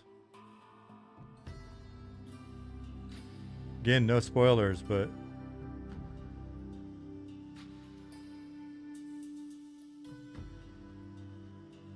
I can't even think about the scene in which that character sort of expressed how sad he was for his loss and blah blah blah without getting like a little, you know, a little kind of like a little watery eyed. Meeks, have fun. Yeah, I was wondering if it jumped the shark as well. Now, it gets into some complexities that take a little bit of time to like build up, like level rules and stuff like that. But once it gets going, then you're like, oh, I'm glad that he went through all of these details. So there'll be like a setup in some of the later books where it takes a little while because they're like trying to get a feel for what's going on. And then from there, it's then it just, by the end of every book, there's such a climax. And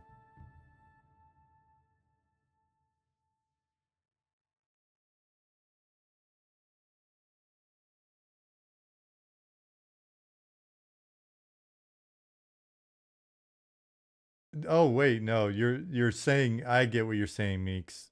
No, that's separate. You can do both.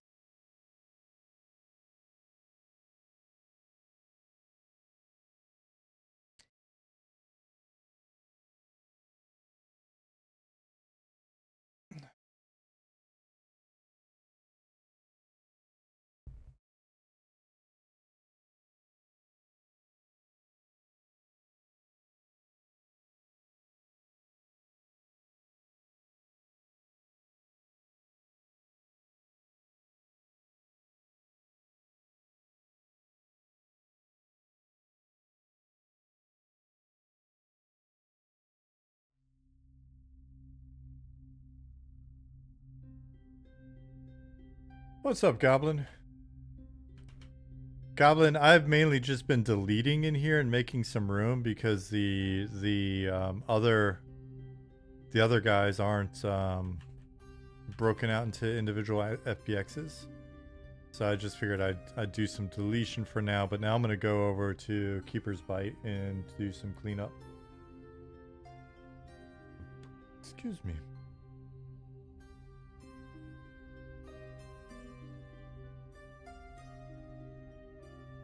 In this particular area? Fallen Pass? Yeah, it's got a name.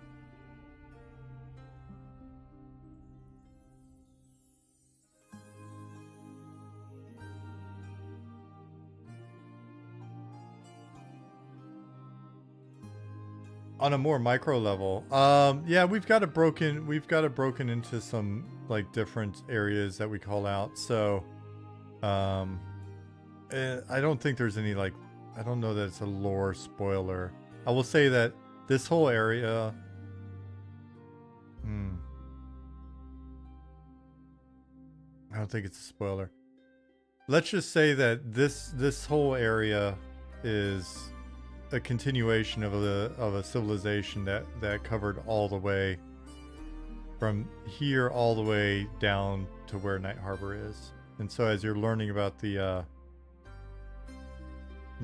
area from at least, I know at least one quest references, if you played a fighter, he references this specific. It's not a spoiler first. Don't you dare. That's not a spoiler. That's not a spoiler.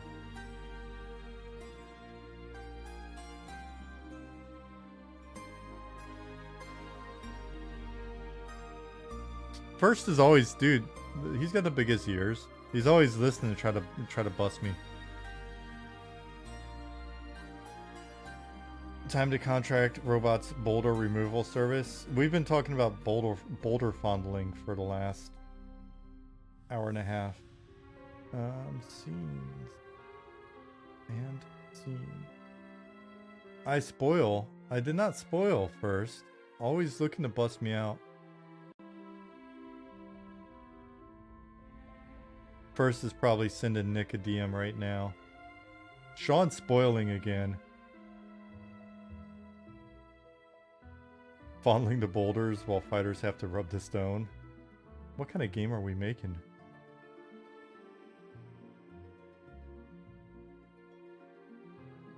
Scenes. There we go. Maps.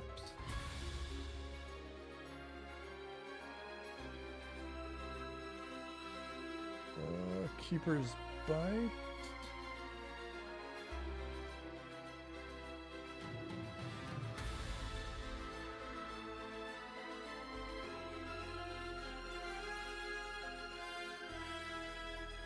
Deep dwarves are blushing. Oh, Goblin, did you see that I ran a poll?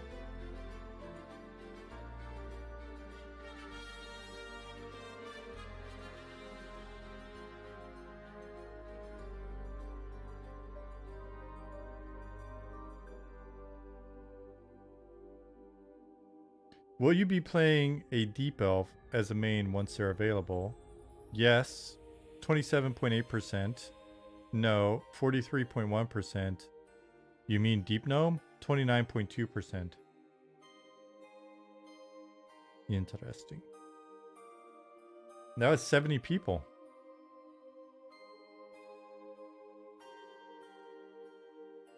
Let me make sure that no one's got this zone checked out. Environment art checkout.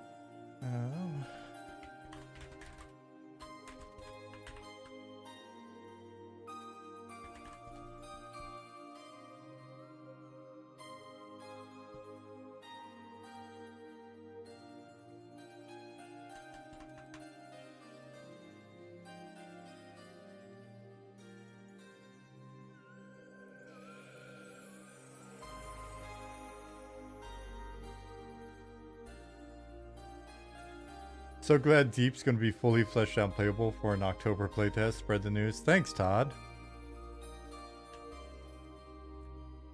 Were we not just talking about...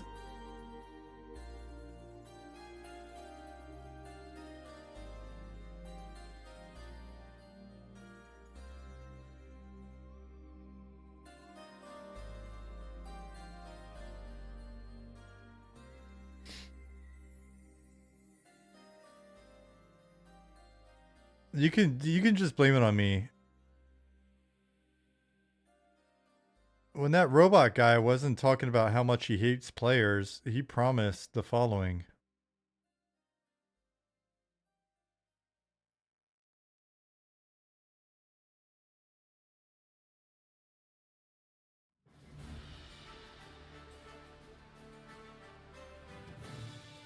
Do we have to check out a zone to work in it? We've got like an informal checkout process. Like the file isn't locked or anything like that. It's not like locking in Perforce or similar. It's just a channel that we have in Slack that basically says I've got dibs on it. Every once in a while there may be a little collision that we've got to figure out. But it's mainly been Bjorn and me in here. So and Bjorn's gonna be FK for a bit. What's going on here?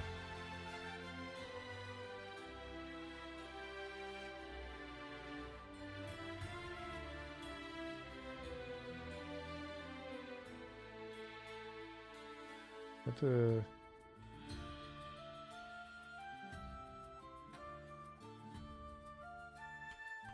Okay, we just gotta fix it in the prefab. Zukin is live. Nice. It means we can bounce over to Zukin in a bit.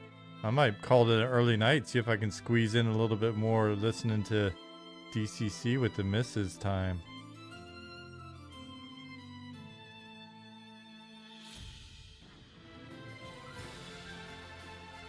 Oh hey, hi trees. I like how you're just not even anywhere you're supposed to be right now.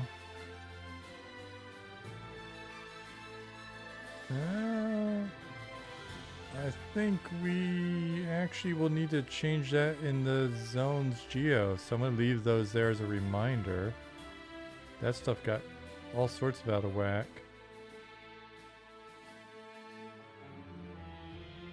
You're the rock guy, let the tree guy do the trees. Gotta wear a lot of hats. Yeah, I need to come in here and actually...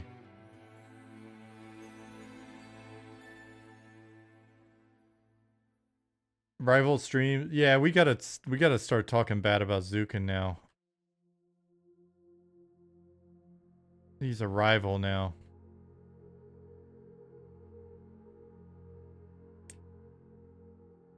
Pine and sand. Dude, the textures aren't final yet. First. But pine and sand isn't that odd. We have pine and sand in Alabama, I thought.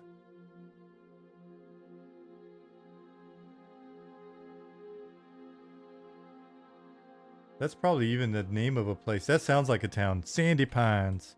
Sandy Pines, Alabama. Sandy Pines. Sandy Pines RV Park, West Michigan.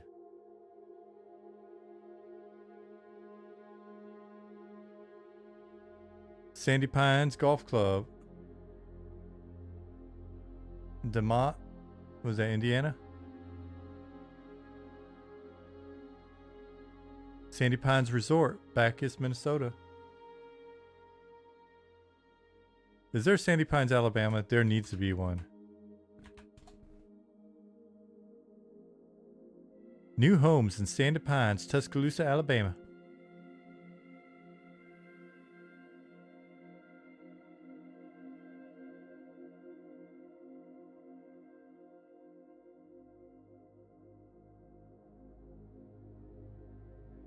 Y'all, we got first over here saying you can't have no Sandy Pines. 6 types of pine trees in Alabama. What? We got sandy pines right here on the beach, son. I was fairly certain because Alabama is covered in pine straw and sand and peanut dust.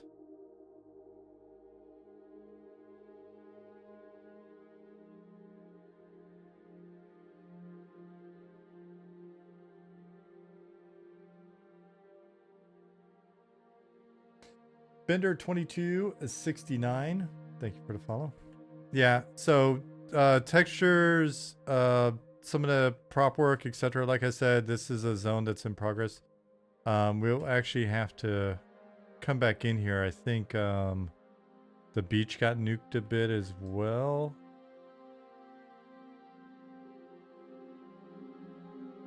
So I actually have to come into the FBX of this zone file. And where else? What else can I move around?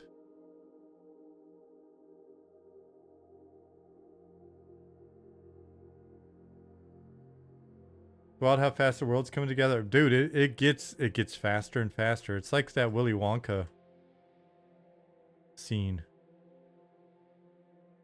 That's game development. We spent 5 years on DC Universe Online, and I swear the bulk of what people play these days was done in like the last year and a half.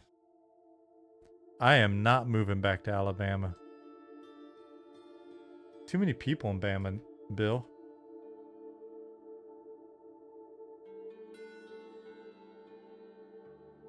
We want to move out where there's some mountains and not a lot of people. Given our druthers.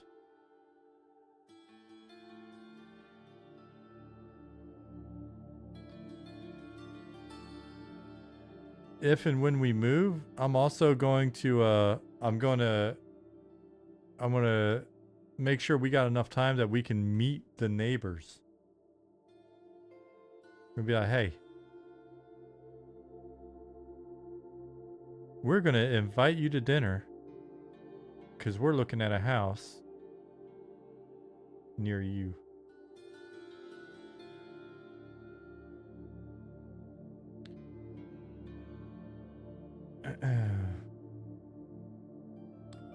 Anyone play Arc Raiders tech test this past weekend? The game has some pretty looking mountains. I've only watched a few clips of it. Looks interesting.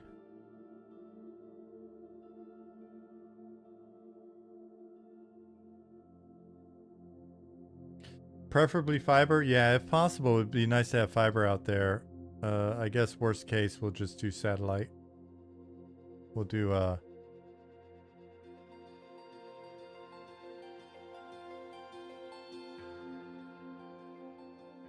we'll do like first and get our internet from space.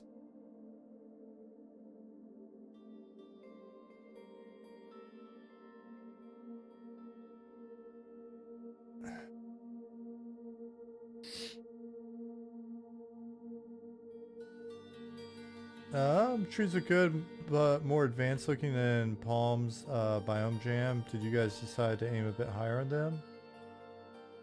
Any idea on poly count? I think it's a trick of the eye.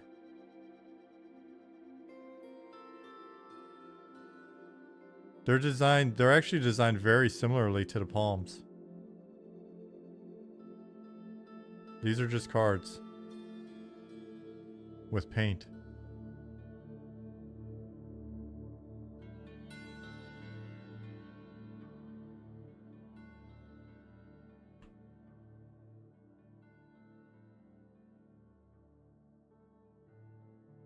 It looks like a bunch of geo, but it's not.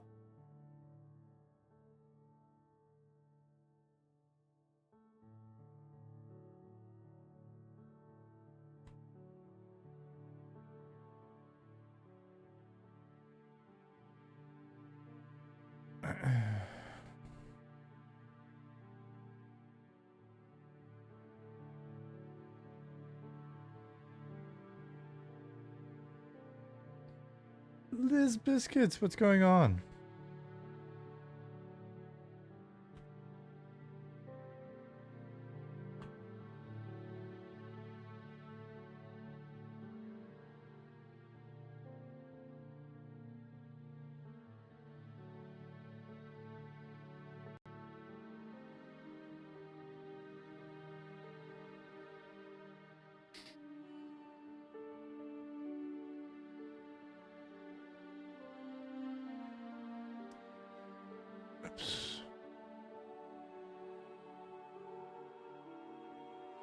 Yeah, I think there's some learnings that we have from making these as well that we might, you know, retrofit in something like the palms. We'll have to look. But I don't know. Goblin, are you still around? Or did he wander off to do some stuff?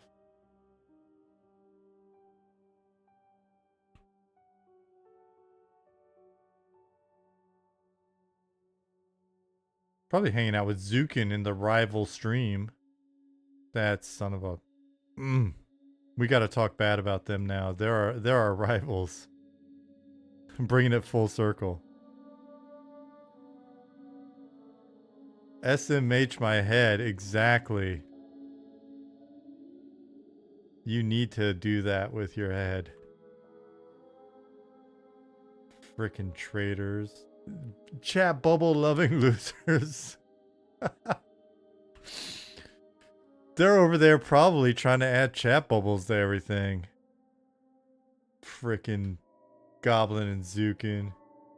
Doesn't SMH already mean shaking my head? Zero flux. It may. But that's when you know you're really shaking it. That's when you're really shaking it hard. Oh my god. Matt Denneman, please let us make your game at some point. But only if the terms are good. Oh my god, the humor in that game would be so fun. Let us make the game and also let's live stream it so we can just be completely inappropriate the whole time we're developing it.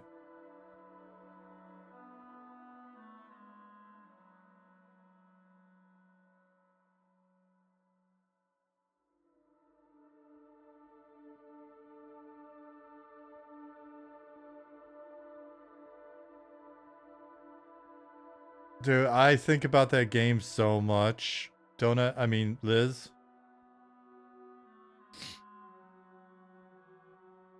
What'd you say? I solved the how to join Lace invisibly, but the sanity points lost is it's so high.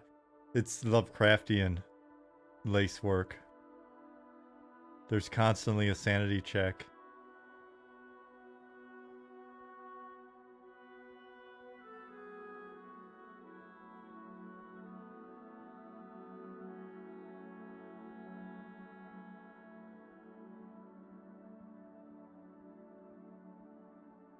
Is it an MMO or a very long-term battle royale? It is. I think it's best described as like a massive long-term battle royale. I pitched something. I pitched something. I wouldn't say similar, but I had pitched something that went along a similar rule set. At Sony in like 2004.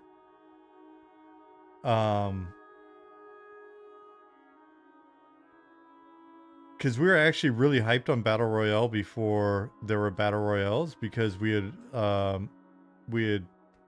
all watched them. Like a lot of us on the team had watched the movie, or movies, and I had read the book. I had just read the book by who is the author of Battle Royale? Kalshon Takami or something like that, or is it Takami Kalshon? But I thought it was. Anyways, had read it, and we were playing a lot of like Operation Flashpoint, a scripted like scripted little matches, and I was like, oh my god, like just take this book and make it just make it, you know, basically you just have people start random weapons, blah blah blah. You got to keep moving based on sort of like because we were already doing like having artillery lob in and hit grid squares and stuff like that. So anyway, I had pitched a game during one of the pitch processes before I got onto DC Universe. Kalshon Takami, cool, yeah. Basically Hunger Games. It was Hunger Games before Hunger Games was Hunger Games. If you read Battle Royale, the book, it's awesome. You've got to get through the first chapter, which is like 100 different Japanese names of different characters they're introducing on the school bus or the buses. But once you get past that, it gets going, and it's a fantastic book. Pretty easy read. But anyway, so I pitched a game called Survive that was basically there would just be rolling servers like coming up, because it was essentially it's a permadeath variable scenario environment. So it would basically randomize the scenario, put you all in there. You can elect to work together or not. PvP, permadeath, lots of interaction with the world, but the scenario would be weird shit. So it's like everybody wakes up on an island, and it's, you know, a vampire like themed twist, certain objectives, gotta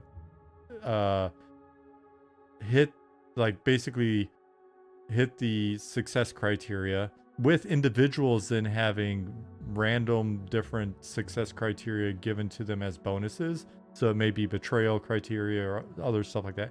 Anyways, it wasn't like fully fleshed out. It was just pitch level, elevator pitch kind of thing. And it was all about like just these different scenarios over time. And if you survive that, then you would move into basically the next level. And yeah, that was the thing that got pitched. Like I pitched it, it didn't go anywhere. I heard it got pitched again by my boss's boss after I got laid off in 2011. It's like, how dare you? How dare you, sir? But it also didn't happen then. They wouldn't have made it. They wouldn't have made it cool without me anyway. Confident.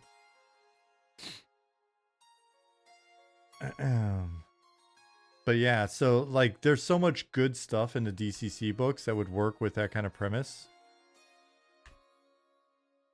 Streamers would love it. I missed something. Bill, what did you ask? I need to learn how to exclude trees from the nav mesh. Chinny had mentioned it can keep mobs from spawning in the branches. It's something in the tagging, right? First probably knows, to be honest with you. It's like defining which layer they're on. Something like that. The Old Mill Bagger said, great book. The movie adaptation was okay. Yeah, it was like, it wasn't super high quality, right? But it was still okay for the era, especially.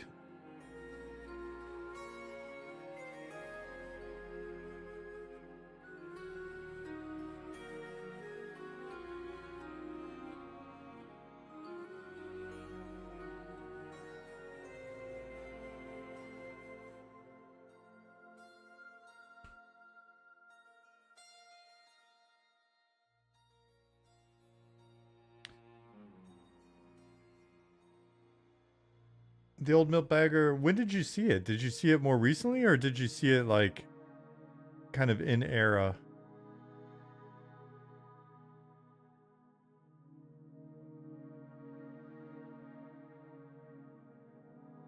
Oh no, in era, I'm old. Hey, you're in the right spot.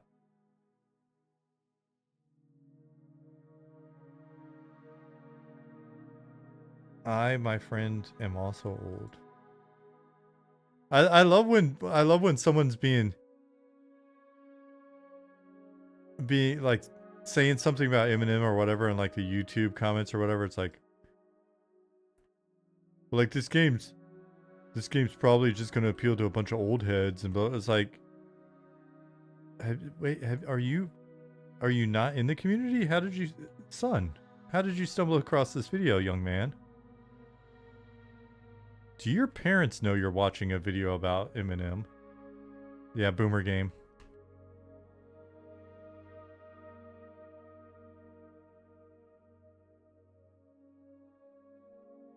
Man, I don't know about these boomer games, he says as he's wearing his Nirvana t-shirt.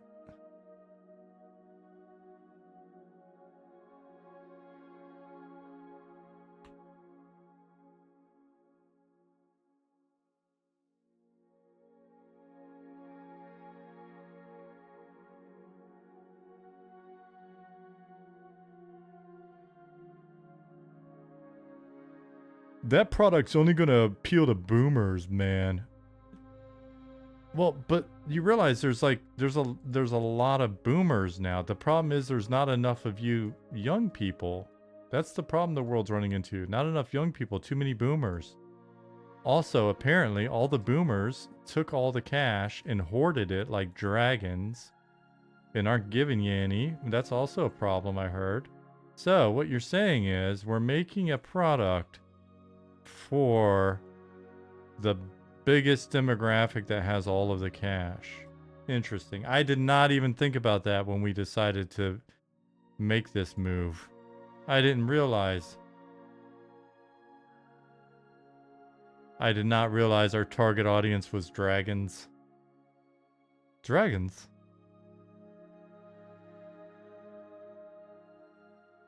Not quite a boomer. Can't wait for this game to be playable again. I'm excited that you're excited.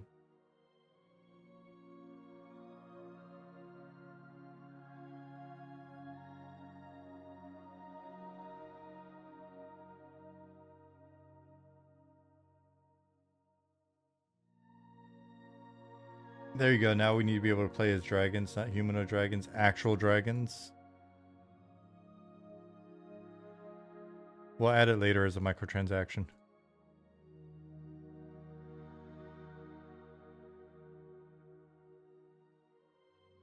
Boomers and aging millennials just trying to disassociate in a fantasy world? Of course. Yeah, I remember. I didn't play at La Sava, but I do remember that being a thing for Horizons. Which eventually became... What was it called? Something...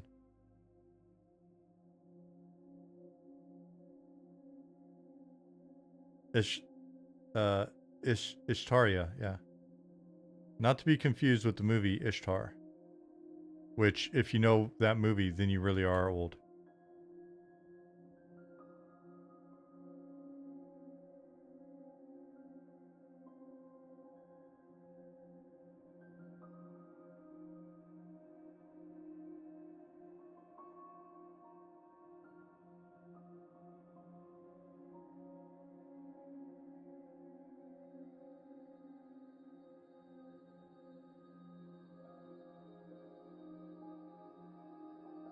Well, that didn't help.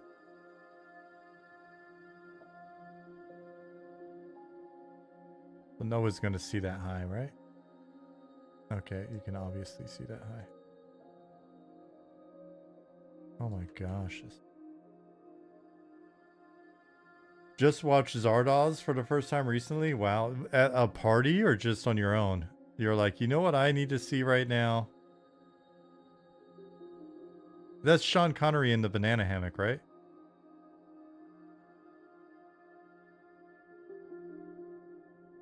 Yeah, that is not. Watch Party Online. Yeah, it seemed like that's a party flick.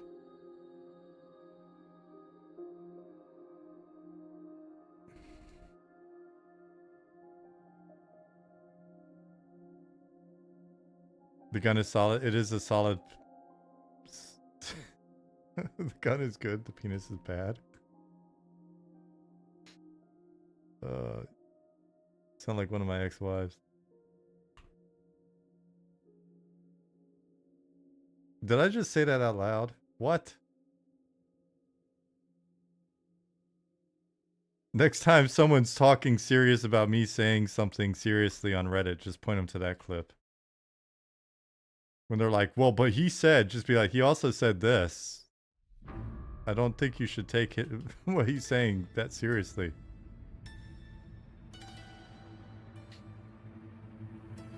I'll be honest with you, I don't think I've seen that movie since like... I might have watched it again in the 90s sometime, but that was like one of those flicks that my parents had watched. Muddy the Waters, yeah.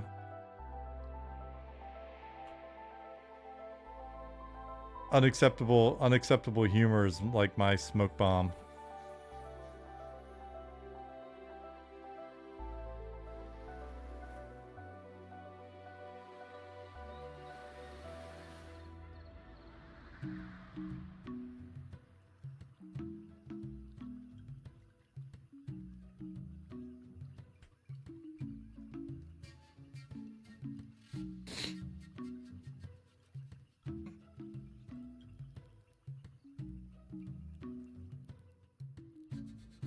It's just, this started as like a game development stream, sort of, right? We were like, oh, let's work on the game, and it'll be like kind of like insight into game development.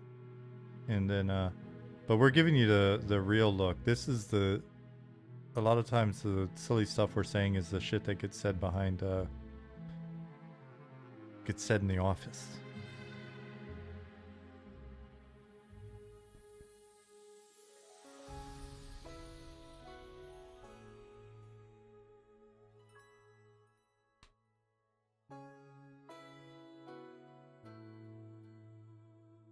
They kept calling me a rock fondler, so I called HR. The path this stream took. Yeah, over the years. The dev interviews were so interesting. I talked to Smed recently, and he said he would do an interview. And then, dude, he does this every single time. He's like, yeah, man, I'll do one. Like, cool. All right, when do you want to do one? It's just like Smed's like, yeah, that'd be fun. I'll do one of those interviews, and he throws a smoke bomb down and disappears from. In all fairness, it's in LinkedIn. I need to like get him on Discord or something.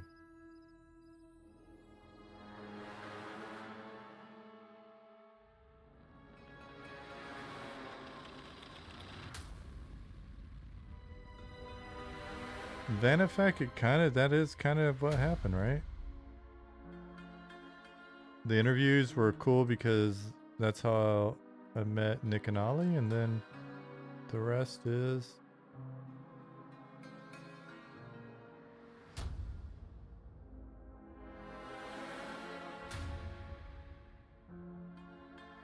is what it is.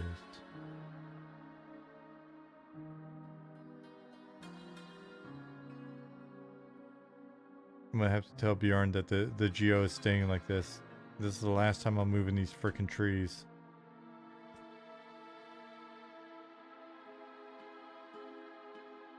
Yeah, I saw that as well, Vanifec. We're curious about that.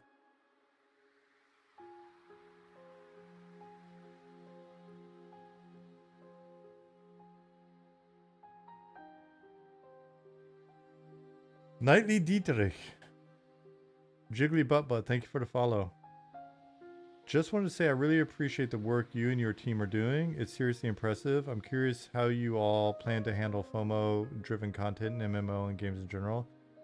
Do you ever see time-gated events or exclusive windows within game rewards only attainable during those short windows becoming a thing? Personally, I like FOMO mechanics. I feel like FOMO mechanics can be a bit unhealthy and sometimes even predatory.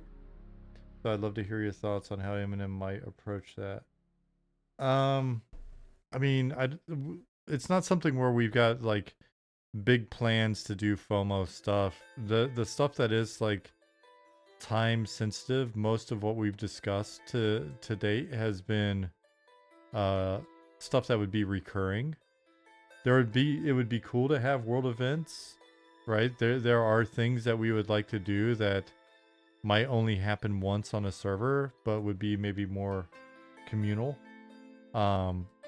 And you know, like the opening of a new area and there being like, you know, look at like the Wild War effort or whatever. And you may only get that experience that once on that server, but we're also, I think we've seen over the years how big TLPs are and how I think healthy they are for a franchise.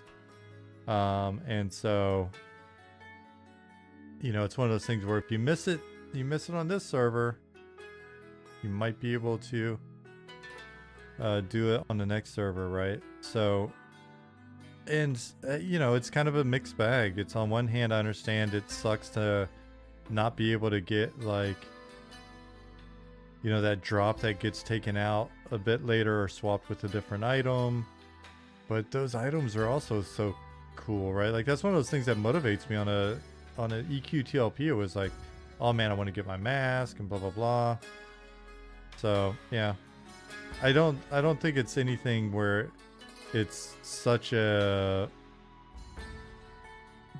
you know, there aren't plans for it to be such a big thing that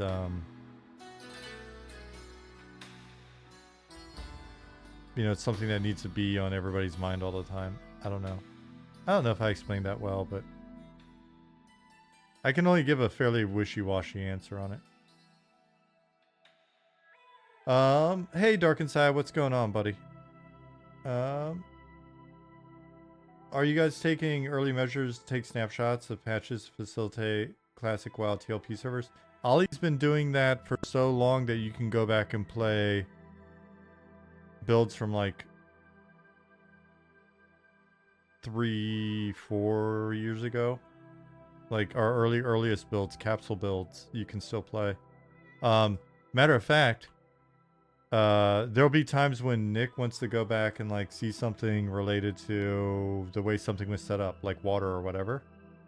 Like, oh man, I remember this used to look that way, and he can just hop into one of those old builds. So, as far as I know, Ollie, you know, because again, like we all met on a TLP, so.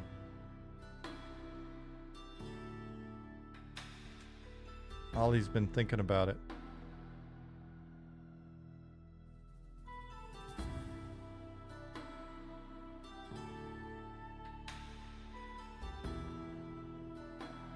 Don't you start first?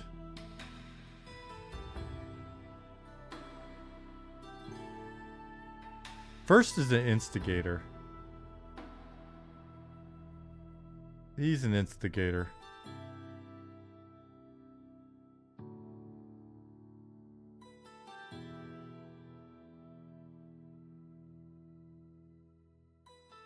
And I say that with nothing but love.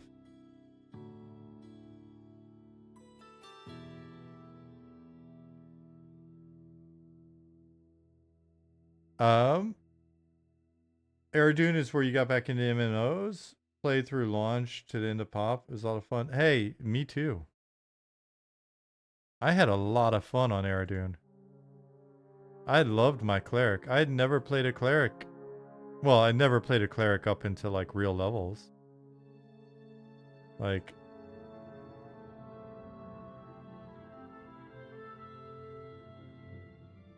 my main problem with Aradune was it was just it kind of felt, it got to a point where it felt too fast. And I really wish that like Kunark just was a bit slower. I think that's where I lost it.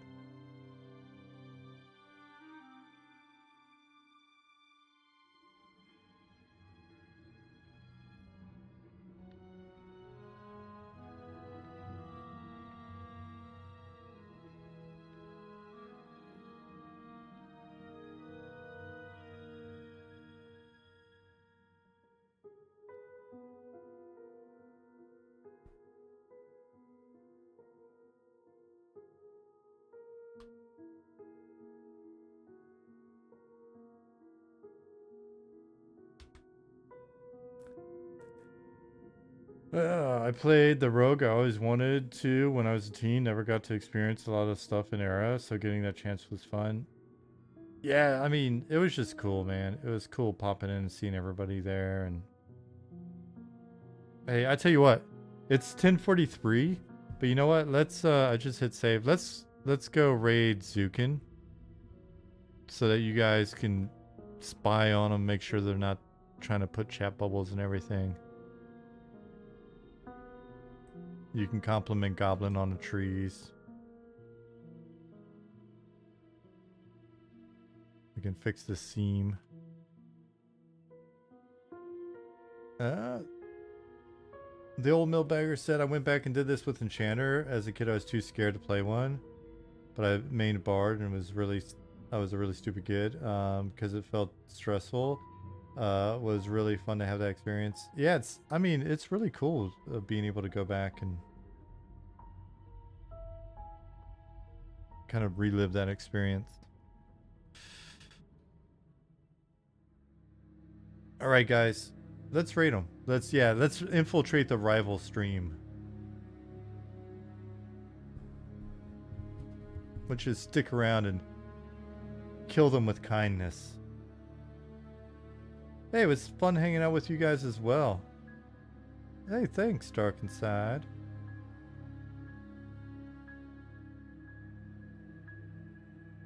I'll talk to you guys on Friday. I won't do my usual goodnight to everybody. I'll let Zukin do that with you.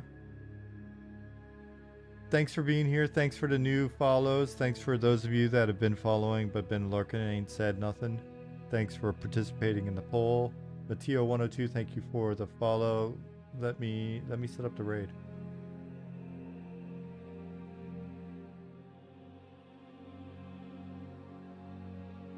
Raid, search filter. There he is right there. Because I'm following him. This guy. Start raid. The rivals. I see who's in here right now. I see who's already in here. You're going on the list. Alright guys, raiding now.